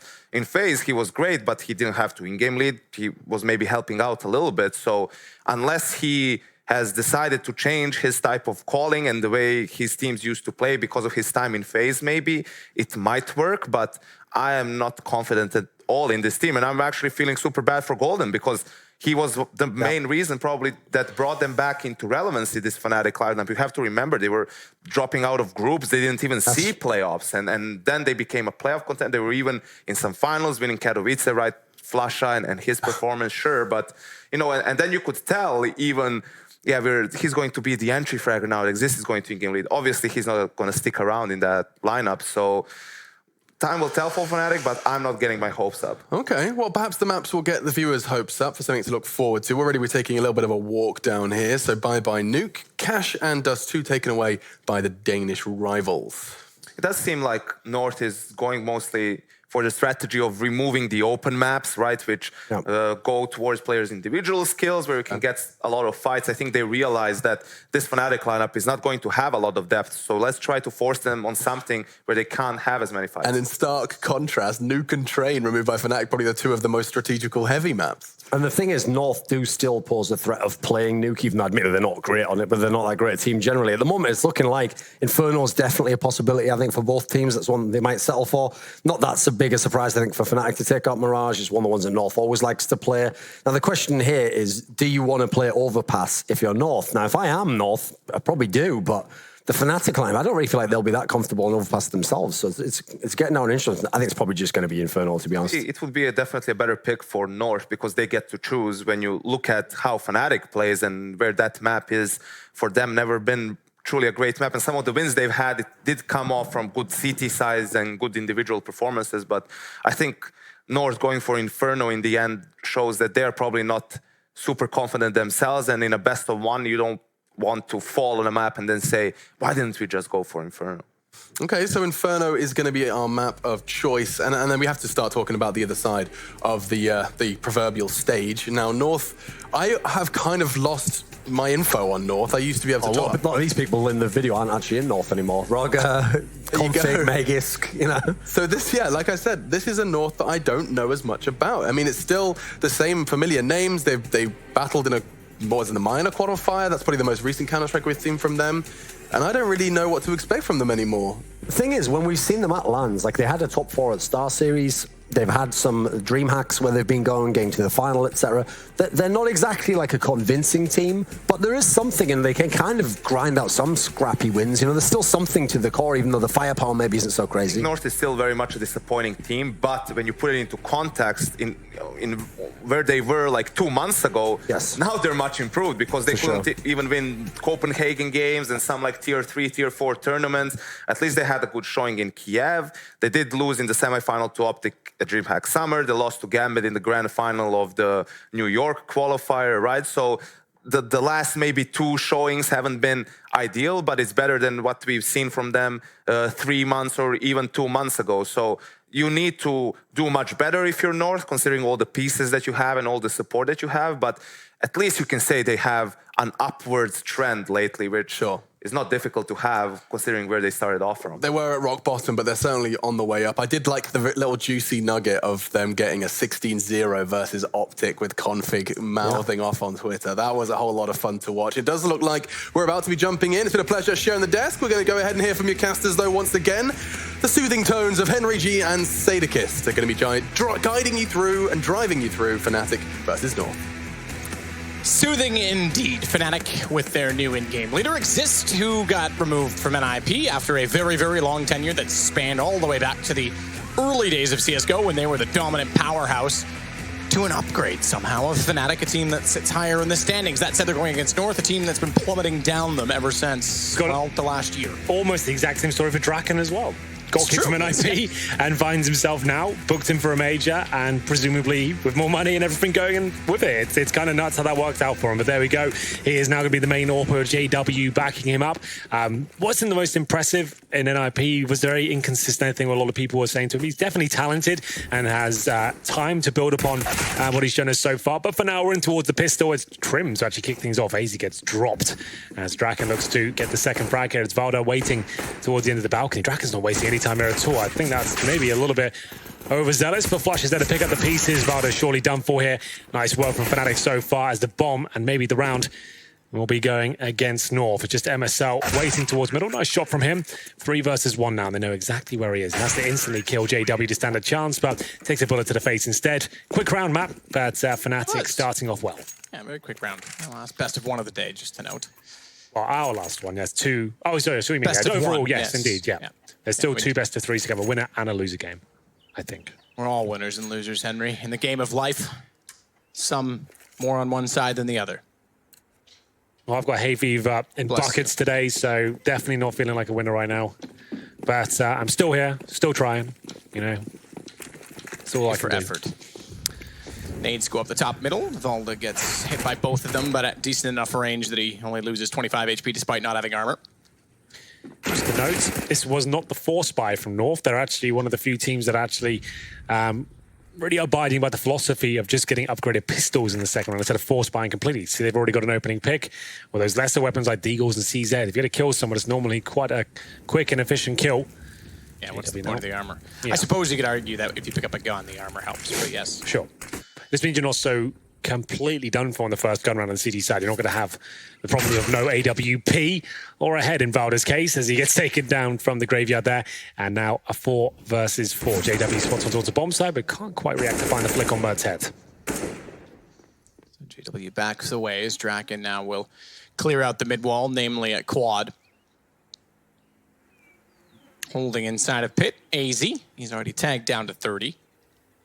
MSL's rotated around, and Kiabi's actually going to lock them inside of middle as he rotates all the way down Banana, but having lost MSL, and he going so far in that direction, B is actually open should they elect to rotate that direction instead. 4 versus 3. AKs in both existent JW's hands. It's going to be the MAC-10s that do most of the work. I say that Exist actually takes down Mercs, but AZ still waiting. It's found by JW, and we go now 2-0. Well, they got the opening pick, but not much more, I'm afraid. JW 4-0. North now should be on the full eco, but considering they didn't spend too much money, maybe get PD50s, we'll see. And they usually stack towards B, and these sort of rounds, we'll see whether they do that here. Inferno, we'll see a lot of that today, these sort of best as ones in, I guess, the next couple of days. It's a map where everyone feels comfortable. We've got a lot of roster changes recently, so it's a map where people will feel more at home, I guess. It's a technical timeout. So we'll stop this round in its tracks. Yeah, they've killed off everyone in the server, reset them back to their spawns. Not a religious man, but if I were, I would say that was divine intervention. Yes, could be. We need a new sound card, apparently. That's escalated quickly. Brand new sound card. Bit. Out of the box, please. Well, there we go. Sound card. Interesting. Maybe a USB one, I guess. Yeah, that's what I was thinking. I was thinking maybe they're using, I know the HyperX Cloud 2s ran specifically a USB sound card. Yes. I know lots of them do. I think the alphas might as well. Well, I think Logitech does on one of their new ones. I'm not sure. A lot of pro players prefer the USB sound card. You have consistent sound wherever you go. I used to prefer as well. I used to have a little Sennheiser, little I get what card. you mean. You're not reliant on the hardware. So even different. if it's like lesser in some ways to a full-on sound card, at least you know you're getting the same sound every tournament you go to. So no mucking around trying to do all the sounds and equalizers and stuff like that. You get rid of you know you're going to have a home. So that's always why they want to do that. So it's still on the North. I always say this, sound is, it's important in gaming, but it is conditioned in that you learn what certain sounds signify. It doesn't have to be realistic. You just have to be able to recognize what it is. What I mean by that is that people have argued a lot, that the sounds aren't specific. Okay, fair enough. If they're not specific to wood, doesn't sound like wood or metal, as long as you're able to distinguish what it is and decipher that the difference is this to this. So in other words, it's learned. And therefore, if you change anything, you change those tones slightly, you have to relearn them. So you're kind of right with the sound card thing. Yeah, there used to be some features as well. I remember there used to be some cheesy stuff you could do back in the day. You could like change the sound waves. So if it's sort of like a footstep was a quiet sound wave, right? We'd actually amplify it over the gunshots, for example. So like I think it was like the Sound Blaster back in the day, like the Fatality one. You could do that. There's a setting you could have called FPS mode. It just made the footsteps super loud. Yep. COD 4 used to have, I think in Pro League or Pro Mod, they eventually made it client side, but you used to have catching your breath after sprinting. Yeah. Or a long jump. And I remember Sennheisers, for some reason, were really, really good at picking that up. Well, it looks like they've got the new sound card in place. We are getting ready to unpause now. MSL has confirmed they are ready. It's round number 3. As Matt said, our final best of 1 of the day, but we're not done just yet. We'll be burning the midnight oil with 2 best of 3s after this one. As we'll see who will be ready to play later on. For now, Fnatic, great start, 2-0, presumably get 3. And I was going to say great start for them just to draw some lineage to the World Cup. Sweden just started against Switzerland as well. Wow. Sweden everywhere. Yeah, they should be picking that one up, I'd imagine, but Switzerland have been a little bit dastardly, and we're off again. We're aborting. Looks like we've got the same issue. MSL said he was ready, but doesn't seem to be the case. They have aborted. That is fine as long as no damage has been exchanged. I think it has to be within 30 seconds or something like that. But sound card still seems to be the main issue here right now. All right, they do say that they're admin forced start. They do say that they're ready this time. So we'll see if that rings true as the freeze time once more will commence and expire with AKs picked up, 2 of them, JW and Crims. I say picked up. You all know what I mean. They were carried over. Held on to. Stack on the A side, 2 toward top middle, boost against the wall for MSL, hoping that if they smoke down, they'll be able to see above it. Have to be cautious of the nades, the boost. Can't find either. JW takes out the man below and falling down. MSL has no accuracy, so not only gets Mertz, he gets MSL, and they've spotted up a bit of the stack as well, meaning the bomb, although down toward T stairs, is very likely to go back toward B. That's if they go back to even get there. Because Kiarbi and AZ finding kills have now picked up a gun to work with, and JW is not yet in position to grab that bomb. Volda, going back down the apartments, though, has given his position away. Little does he know. This is kind of nuts. This is winnable now for North, but Valda might be taken down. Luckily, time's on his side. He does sneak past towards the T-steps, but JW's hot on his heels. So JW will be saying to his teammates, hold on, I have got a read on this, but every chance he gets, Valdes is going around the corners at the correct time. I suppose that Flusha called the Penitums clear as well, because you would have thought that one player would have stayed behind to help him get these kills, but now look at the information JW has. You're right, it was winnable for a moment with the bomb down. JW only gets 1 so far, but he's still alive, still in it. And again, has the information. He'll close on Kiarbi, and the round will slip away in the end. That got very awkward, considering they'd already had the B site. They'd already deciphered the stack. They just didn't have the bomb. As JW with 4 kills, got a little bit scarier there, but he certainly saves the day. Remember, North did not fully purchase in the second round, meaning they're going to have their utility. They're going to have the AWP for Mertz. I was not aware. He's the young Danish player. I think he's 19. Who was brought up from the academy team to join this roster. He has had some good tournaments. I'm trying to think about the most notorious one. It was recently. It was when they got to the semi-final, and I think he finished in like the top 5 players of the event, which is pretty cool to see. Either way, he will be on the AWP for this particular round. We'll see whether he can do anything here. I think it was Starladder. But there's JW finishing, opening things up and finishing them off as well. AWP for Mertz, and no tactical timer here. Draken on the AWP for the first time as well. 2 young guns going at it. We'll see who comes out on top. Draken, known for his inconsistencies, but great amount of skill on his day. Pretty much same story for Mertz, really. I'd say maybe slightly more consistent, but can drop off at times as well. Flash to open things up. Kiarbi does get a dink towards Exist. That's pretty much all he finds. MSL negates flames and tries to hold on towards B here. And will fall back successfully. Hold to the sandbag, so still not out the woods just yet. He'll run around the corner. Guaranteed kill there, but not a chance of a second. 4 versus 3 in favor of Fnatic. Just will hold out behind the logs as well. JW wants to work out. Spots Volda. Can't really get much vision, so he'll force that by putting a Molotov down, but Volda's already relocated into the corner, and JW doesn't fancy going against a man who's ready. He was hoping to catch him off instead, as Mertz does catch off Draken. Good shot of the AWP. So Fnatic with that 3-0 start now find them in a 3-3 deadlock on round 4, with A still firmly covered off, given that Volda's anchoring in the pit. But they've got 53 seconds to work with. No rotation yet from AZ, despite further utility deployed toward A as Mertz. He's eager with the AWP, perhaps too eager was Volda to capitalize on that information. Good shot through the edge of the barrel, goes back for more, had a chance for it, lost the shot, but somehow gets away with it on the second approach, which was even more rushed, even more forced, as Crims tries to bait out AZ. He's far removed, but he's just a library, and Crims overextends. Shot successful, North find their first round. Wow. Mertz delivering a godlike performance there. It's the no-scope that actually saves the day. This shot was fantastic. Through the edge of the barrel there. Misses that one, but how does he pull this one off? Was a quick scope right at the end there, but... it was so fast, though, that like you could hardly gain anything from the quick scope, to be fair. Well, the thing is as well, sure, North win the round, but look at the disparity in terms of the cash. Fnatic pretty well equipped. They have the AWP, 2 rifles, couple of SMGs, but you can see how weak North are as well. They're going to have an MP7, 2 of those, an MP9, an AWP, and the M4. Not looking too healthy here. If Fnatic can pull this one up, they could run away with the first sector, at least this half. going to see Flasher flashed up, and MSL tries to challenge it. They're being very aggressive towards B.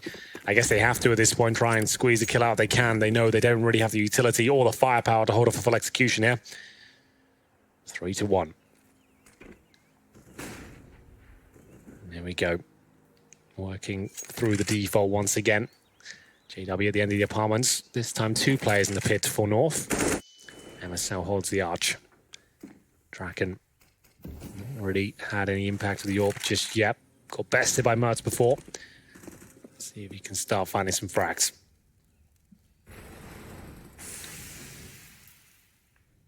Exist holding at the wall.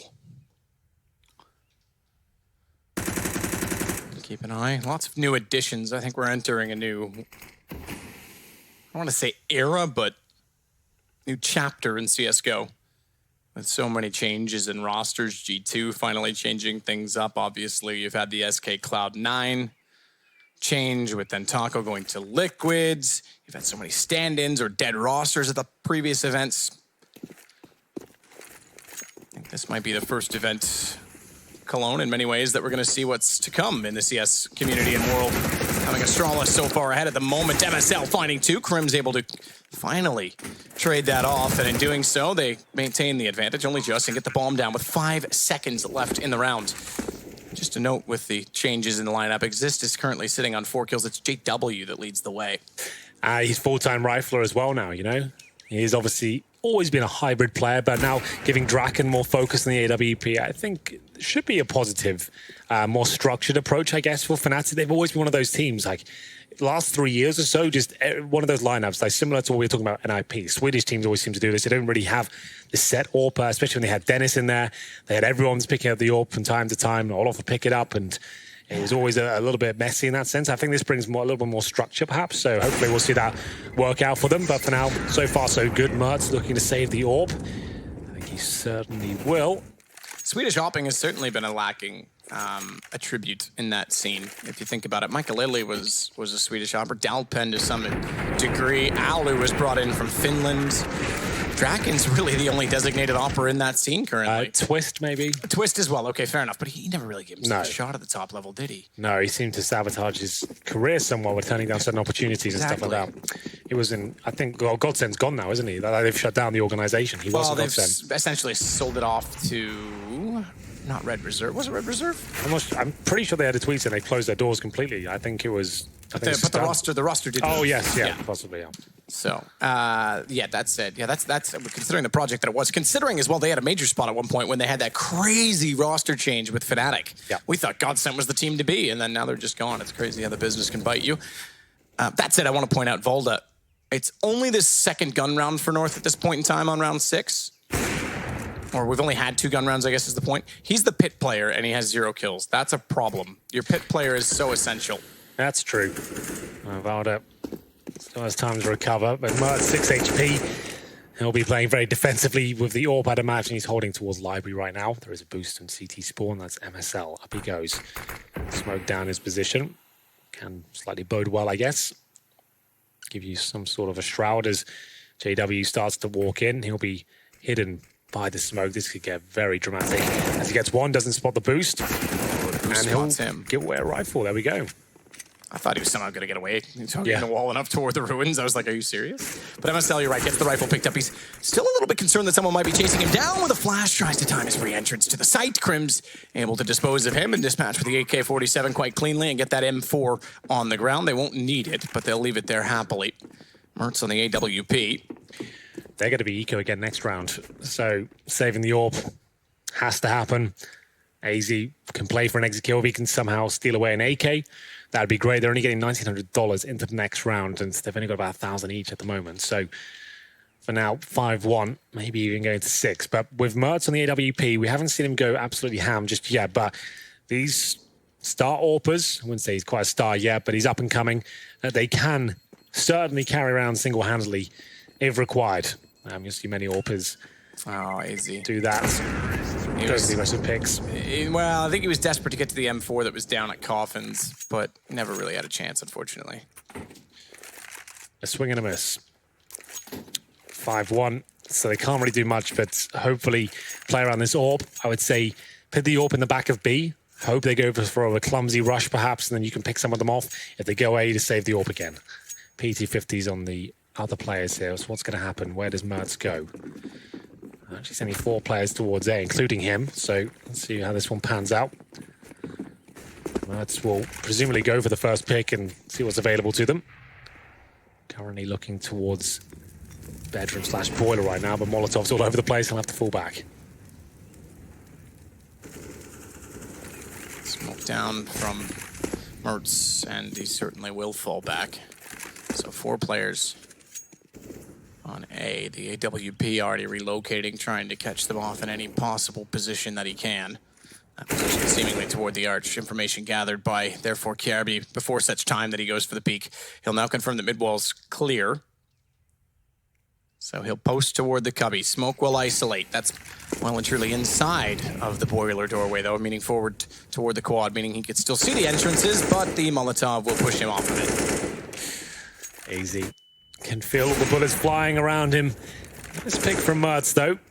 Challenges exist and comes out on top. They can't recover the rifle still. That's a bit of a problem. 4-on-4, certainly favoring Fnatic at this point as JW tries to sneak out the apartments here. He knows that they're all properly watching his position.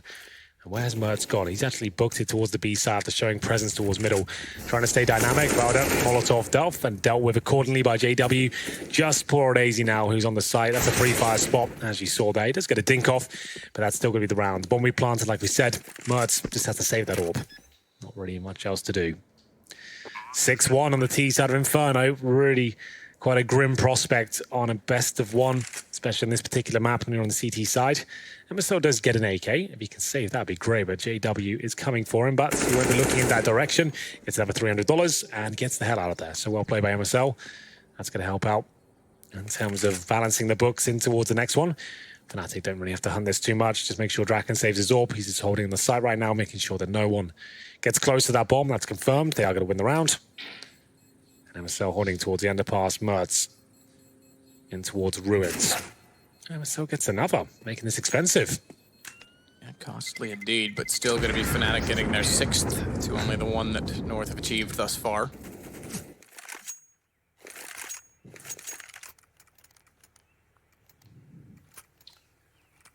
So with that,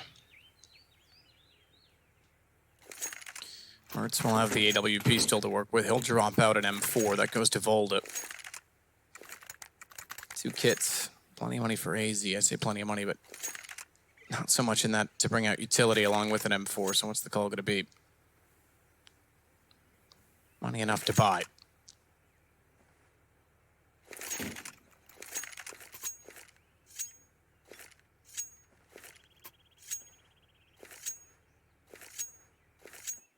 So I'll hop an AK down and spawn.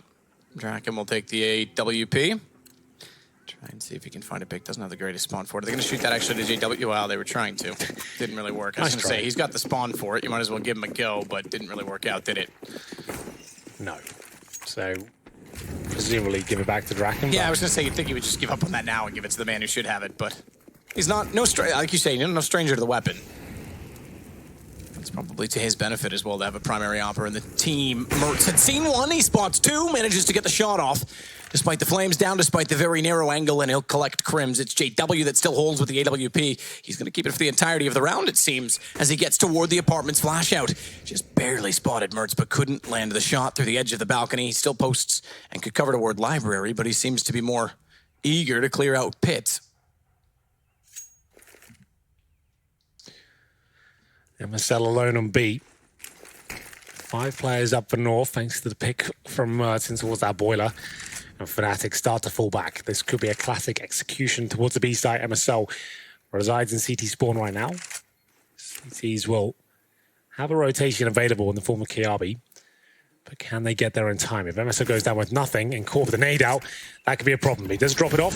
Smoke down. That will call for Kiarbi to come over right about now. And at this point, some damage done. Oh, goodness, MSL. 1 bullet will take him down. Luckily, still alive. Does manage to get a bit off and return towards flush up. I think that was Kiarbi. And for now, still 25 seconds. Draken and JW waiting in the top of middle for the smoke to go down. Volda, by the way, still 0 kills. 1 assist and 7 deaths. Mertz down to JW. He's looking for more. AZ's there, but couldn't get the angle onto him. Clever little gap by the cart that he tries to spot through. That opens up a bit more to the corner, but AZ is since relocated with a gap in the smoke of his own. He'll fire out to find JW. That brings Volda in. And welcome to the scoreboard for Volda. An important one, no less, as he takes down Draken in the site. And a second round for North. There we go. First kill for him, but you're right, very important one. Time was running down so low there for Fnatic, and North did a decent job just showing enough presence towards B. That one smoke was absolutely everything. Like I said, if MSL went down with nothing there, that was the round, but he got the smoke off, survived, pushed him in towards the A site. There were some lovely shots, or a shot from JW with the AWP, pre-fired the barrel towards the quad. If he took down AZ in the pit as well, he knew where he was. That potentially was enough, but not meant to be. And now the money's starting to swing as Fnatic will be bringing 4 rifles here. No AWPs and Crims just on the CZ. This gives Mertz a bit more freedom now. He knows the money's not going to be as strong. If they can win this round North, that is, they'll have a chance to bounce back into this and potentially win the half still. MSL aggressive towards B. Takes down Flushhead just as the smoke goes up. 5 versus 4. And how do Fnatic recover? Desperate spray down the hallway from JW. I shouldn't say desperate, just optimistic. Hoping to collect something with it. Draken works out from Boiler. He'll have JW already on the mid wall and exists in tow.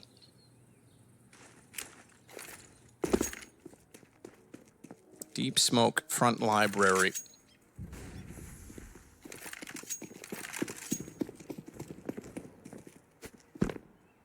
Rotations are actually favoring the B side, given that utility was thrown from so far away, and I think they've identified that based on how that smoke landed at library, the angle in which it arrived. They suspect that it's possible they're trying to throw utility for means of fake, but they are actually still going toward A, as we can tell. Meaning there's 2 inside of the site and a rotation required for Mertz to get back in position. Thankfully, they've got the advantage. They somehow didn't spot Volda in the open, as they were all flashed, partially blind and determined by smoke, but it's Crims that pulls it back. Mertz and AZ to go down, and Crims still holding from the cart, has the bomb planted, and he can cover off top middle as well. Crims is looking phenomenal in this particular round. 3 versus 1 now. Kiabi can't do anything about it as Exist puts one of the final nails in the coffin of round number 9.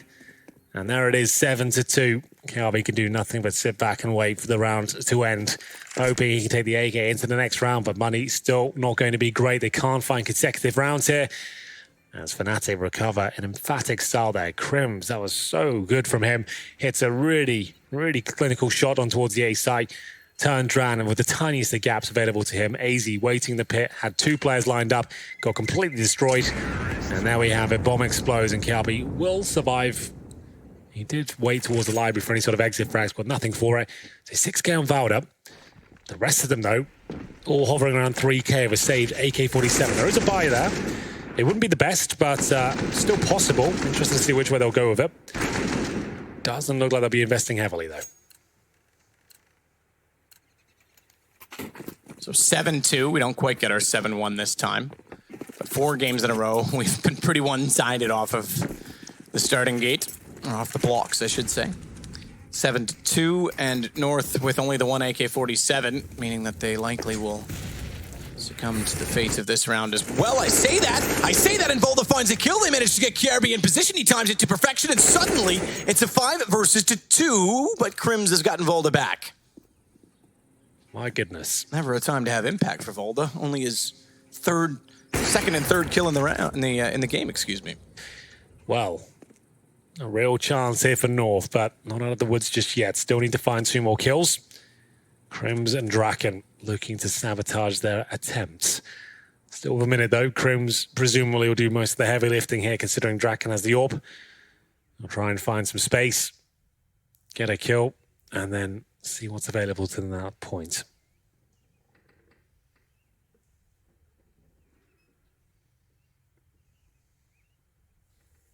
So AK's picked up. Crims needs to work the magic to try and open up the side. Draken slowly working toward top of Banana. He's got the bomb in hand. They're split. So 2 is the defense. 2-1 split in the D. There is 4 players, keep in mind. It's actually Kiarbi that's waiting to swing in response, holding towards CT spawn. Crims will make some noise, try and bait out some footsteps. Mertz falls down and behind the box, different angle to hold, and he's got a crossfire set from the pit. It's AZ that's behind, and he'll get the shot. 17 seconds. Draken does that bomb. Might as well save now.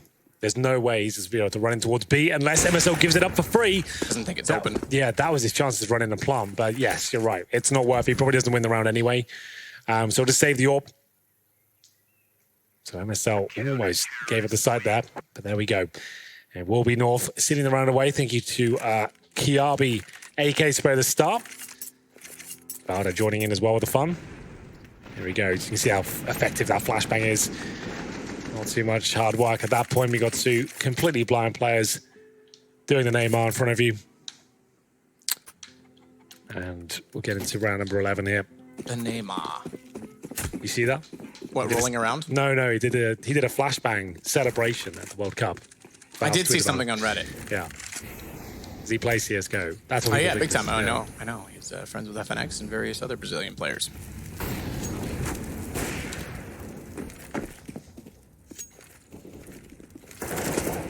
Flashbang down, smoke out. Gap in it as well if Kirby is careful and clever enough to get position. Track it back in. Hopefully. To find one, but MSL's going to hold right. Kirby to hold left. I would say that banana's pretty locked down, Henry. It seems like it with the half-wall boost as well. It's interesting. Normally you get one player down there and you're like, that's anchored, we'll rotate. This time they're like, no, let's double down. Actually, we're going to triple down. We're going to put a boost in there as well. Just leave banana completely locked. Yeah, this is about to horn them. If Valda rotates towards the site, JW's got such a strong angle on him. Let's see if he does decide, especially if he walks back around trying to be quiet. Flank rotation. MSL went out early. Flusher was ready for it. I was going to say, if JW got the kill on Volta, they would go for a flank, but they were certainly ready for a good play track and ready for AZ to try and push it now as well. And they're giving it all up. Kierby's patience pays off, but it's down to just he is, despite having everything locked off, they just walked out with no information. You really don't need 3 players at the bottom of B. That's not wise, in my opinion. Once you've got banana control like that, you've got Mertz with the AWP, just get him at the barrel or the half wall to hold it by himself. That's enough. You just need to find one kill, hold them off, then you get the rotations in. 3 at the bottom of B really is quite useless, I would say. Especially when you're going to be pushing down like you were. You realize you've got no information. You're so far removed from the A site. You have to push, and it's waiting for you. They didn't catch that first kill, but as soon as there was a bit of traction towards the apartments, they had to push B. And it all just went a bit wrong there. It was a nice idea initially just to get that manpower, get the first kill, but then when they left 3 players there for so long, for me, that's when the round went horribly wrong for them. Either way, looks like an eco for North to take a tactical timeout here. They've got 2 remaining, meaning they've already used 2. And a chance for the Fnatic cash to stabilize, as if they really needed it. They've all got about $3,000 right now. They're looking to get another $3,500 per player into the next round, and presumably this will be quite an easy one, as North can't really justify much more than PT50s. Kiabi has got 7k, could drop some upgraded pistols, I guess. We'll see if he does that. Keep an eye on the right-hand side of your screen. Kiabi's name, he buys an AWP. Okay. Now that is a purchase. They're forcing this map. Okay then. Now that's a play. I respect it. AWP, 2 MP9s, 2 CZs. Mertz has got so much pressure on his shoulders right now to deliver something quite special. They would have had money in the next round to buy, but they've opted for this instead. Kiabi dropping the AWP for Mertz, and that's gone. So you can see there's an AWP there as well. They want to try and recover that quickly. JW will grab that. Throw it back, presumably. He's got him first win the duel. There we go. Grabs it, gets out of there. Fair enough. Gets the AK back as well. Sorry, lads. Not for sale. If they even dare think about it, the nade was lobbed in on top of it as well, which they could have also retrieved it with the nade, but instead it was, yeah, go for it. I dare you. Take the damage. That goes along with it as AZ now falls to 38. Fnatic looking pretty solid, I have to say. Yeah, so far. And this is the first event they've had with Draken, of course.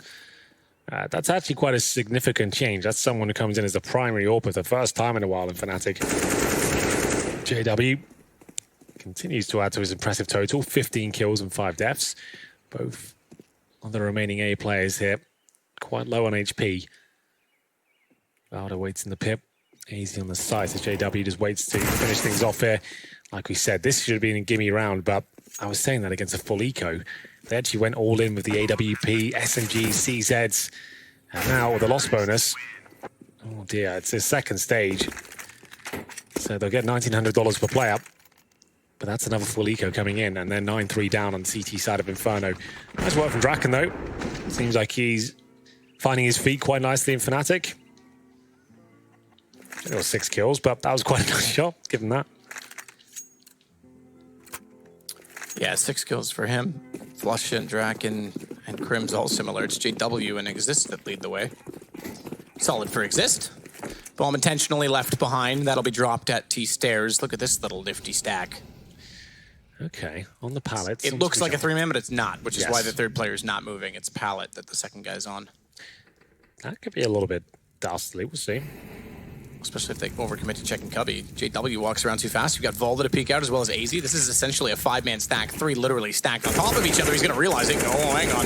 Holds the angle, though. That's quite smart because now they have to move. They have to bait around the corner, and that means Draken gets one further, and they're also rotating in behind. They know all 5 are there. They've got B covered off. Bomb will go that direction to ensure the round, but watch out because inside of T-Spawn, it's Flusha. This still isn't clean. It's just Volda remaining, thankfully, but he's got an AK, and Flusha, as I mentioned, was there. 10-3 for Fnatic.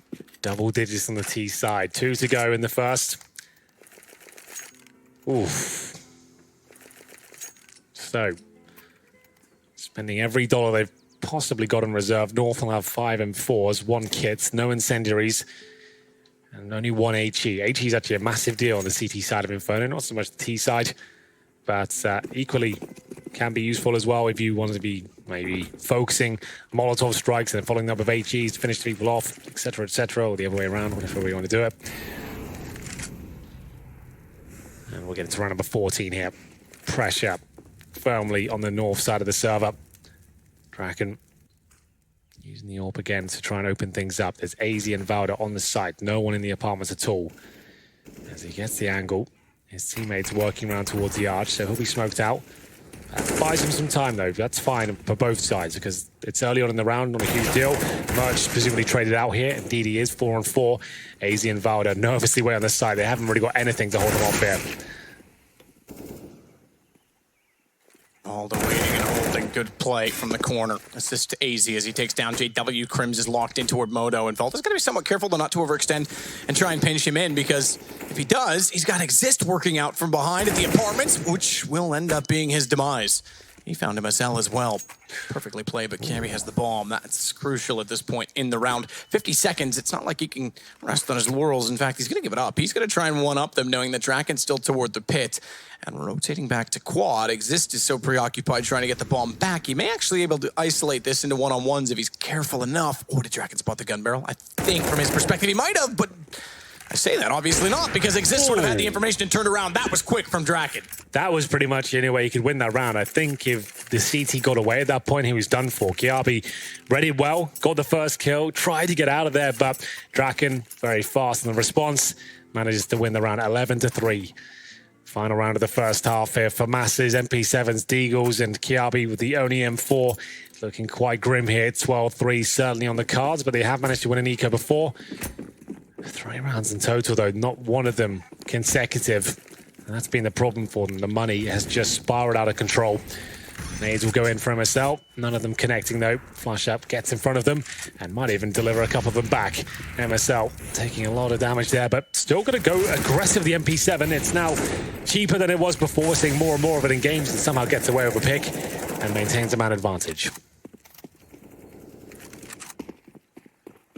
Boost up for the MP7 in the hands of MSL. 12-3 looking like a score we might end up with for the second time today at a half juncture. However, I say that and it could easily still end up 11-4, given that the man advantage resides with North, and doubly so as Valda takes out Crims. Good position on the windowsill. He's just spotted Mertz, but all Mertz was playing for was the information in that situation. There's no need to overextend. He's smartly backed off with the 2-man advantage. He'll get isolated because Crims now has also spotted AZ and doesn't want to be countered with a bait and switch. It works out very well, and JW catching off Valda. We're back to 3s. Weapons favoring Fnatic, given that they've got the AWP and 2 AKs. AK in the hands of Exist being the most menacing of which because it's the closest to action. However, If he doesn't get the kill, I was going to say the bomb will be limited coming out of apartments. It still is, but Exist trades off on KRB, and it's just MSL rotating back around a divided offense. Bomb will be planted. The timing of this actually could favor Draken. All he has to do is look up toward the top of middle, and if MSL swings by with the MP7, he'll be caught. I think he's aware that Draken, because there was some noise over B, is going to be coming from that direction. Doesn't matter. 12-3 indeed. Draken with a good kill. Looking proficient on the weapon. Yeah, once he got the AWP out, he looked a little bit more comfortable. So there we go, 12-3. It'd be difficult to lose at this point, considering they got 12 rounds on the T side, but they are a new squad. Things could go wrong.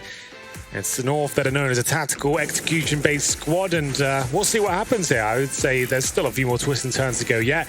We've had a few whitewashes today, but hopefully this one gets a little bit more competitive overall. The second half will begin very shortly, it seems. Here's the stats for you. North at the very top will have MSL. That is not good news whatsoever, Matt. That is actually quite worrying for them. The Vald is right at the bottom. You need those big names against a team like Fnatic to go toe-to-toe. Here's your odds from Betway. As you would imagine, Fnatic way out in front.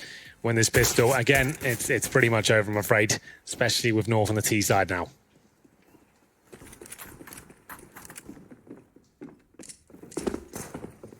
Easy. Starting his way down the stairs from Boiler, as Mertz is already inside of the stairs from the apartments behind.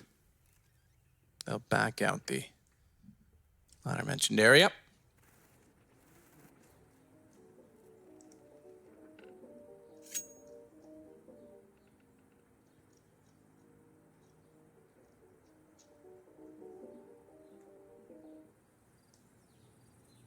To 3.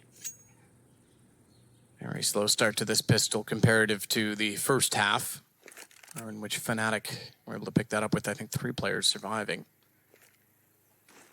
Russia's going to smoke off B site a little bit late, meaning that they'll buy a lot of time. They would almost buy down to the 30-second mark. If they weren't going to commit and go through, the flash will completely blind Flusha, and they certainly will go, because they find him easily standing still, clueless in the open. JW's forced off towards CT as well, and we've got a call that's rather interesting, and I think it's going to be agreed upon because it's mutual. Despite that there's been kills coming in, both teams called not live because each of them had a crash. Yeah, I saw JW kind of struggling to get past walls and run into corners, and was caught in the open completely. Yeah, and I think they were having those issues before that first kill came in, so both of them agreed. Someone's crashed. We'll calm down. I think, just to the point as well, I think both teams had a player crash because someone said not live and they said same player crashed, me too. Or us too. Whatever it was. So it looks like both teams are ready though. So we're right back into it. We'll start everything again. It's still going to be 12-3, 5-5, even though that one kill came through. And we'll have 3 sets of armor for now. I'm sure Valda might get one more. No, he goes to the PT-50 instead. And 2 smokes. 2 smokes suggest they want to go towards B. Obviously using one towards coffins and then CT spawn. They'll flash over at the very start. MSL going to be throwing that. And they might not be heading there in the end, as Draken did spot 2 players towards the bottom of middle. They're falling back now towards the apartments. Bombs down now in second middle. KRB will challenge first, but not find the opening kill this time. So 5-on-5 for now. 2 players towards the banana area. 3 of them in the apartments going for a default.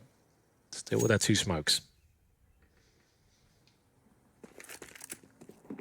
Just careful to walk back far enough so as not to be heard, and then gets on a gallop to rotate back over toward Banana. That's where KRB's already opened up the fragging, getting JW, so he is the first to go down again. This time, he was consciously aware of it. Not that he was unconscious last time, but figuratively speaking, he was lagging out. We'll call that a lack of consciousness. Flusha waits from coffins. He'll try and get above the smoke. Can't quite do it. They'll rotate back around. No boost yet. They could have gone for it. It looked like Draken might have considered it. But the bomb planted and Banana held. In fact, 2 players back toward Banana, so they'll confirm there's going to be no rotation, no flank. And then they'll be able to turn their attention back toward the bomb. Fnatic a man down, but 12-3. They're well up. Yeah, this is looking really difficult for them. They've got 5 kills to find. The bomb getting to the halfway point. They have got a kit, but only 4 of them up right now. Valda, he will be challenging first by the looks of things. The bomb getting to a considerable point now. Fnatic really do need to start striking here. Flusha makes the first incision, but I don't think they'll get much more. Crims and indeed Flusha left in the 2 versus 3. They'll have to fall back. They just waited a little bit too long there to really pull the trigger in more ways than one. Flusha will go down with the ship. He knows it, and North win a much-needed pistol round there. So there we go. Much needed indeed, 12-4. So both T sides have won the pistols. They'll go on to MP7s, 2 of them Caribbean AZ, 3 of them MSL, and Mertz goes for a MAC-10 to change it up a little bit, so 2 Vault on the AK. Valda found his contribution late, gone up to 7 kills in total.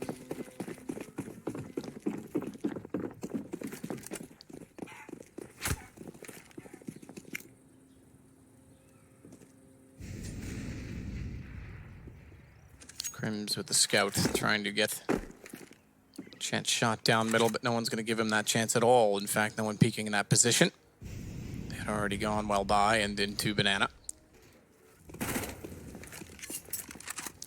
So JW holds towards CT, and above on Orange's one, standing above is Flush Up. CZs and Scouts on Inferno can be very tricky to negate. Flush from JW hold towards B. Crims with the Scouts, interesting enough. Now we holding quad. North need this round, they really do. Fnatic did not have to force buy here either. They could have taken the full eco and had all the money to close this one out. Opting for an early finish though.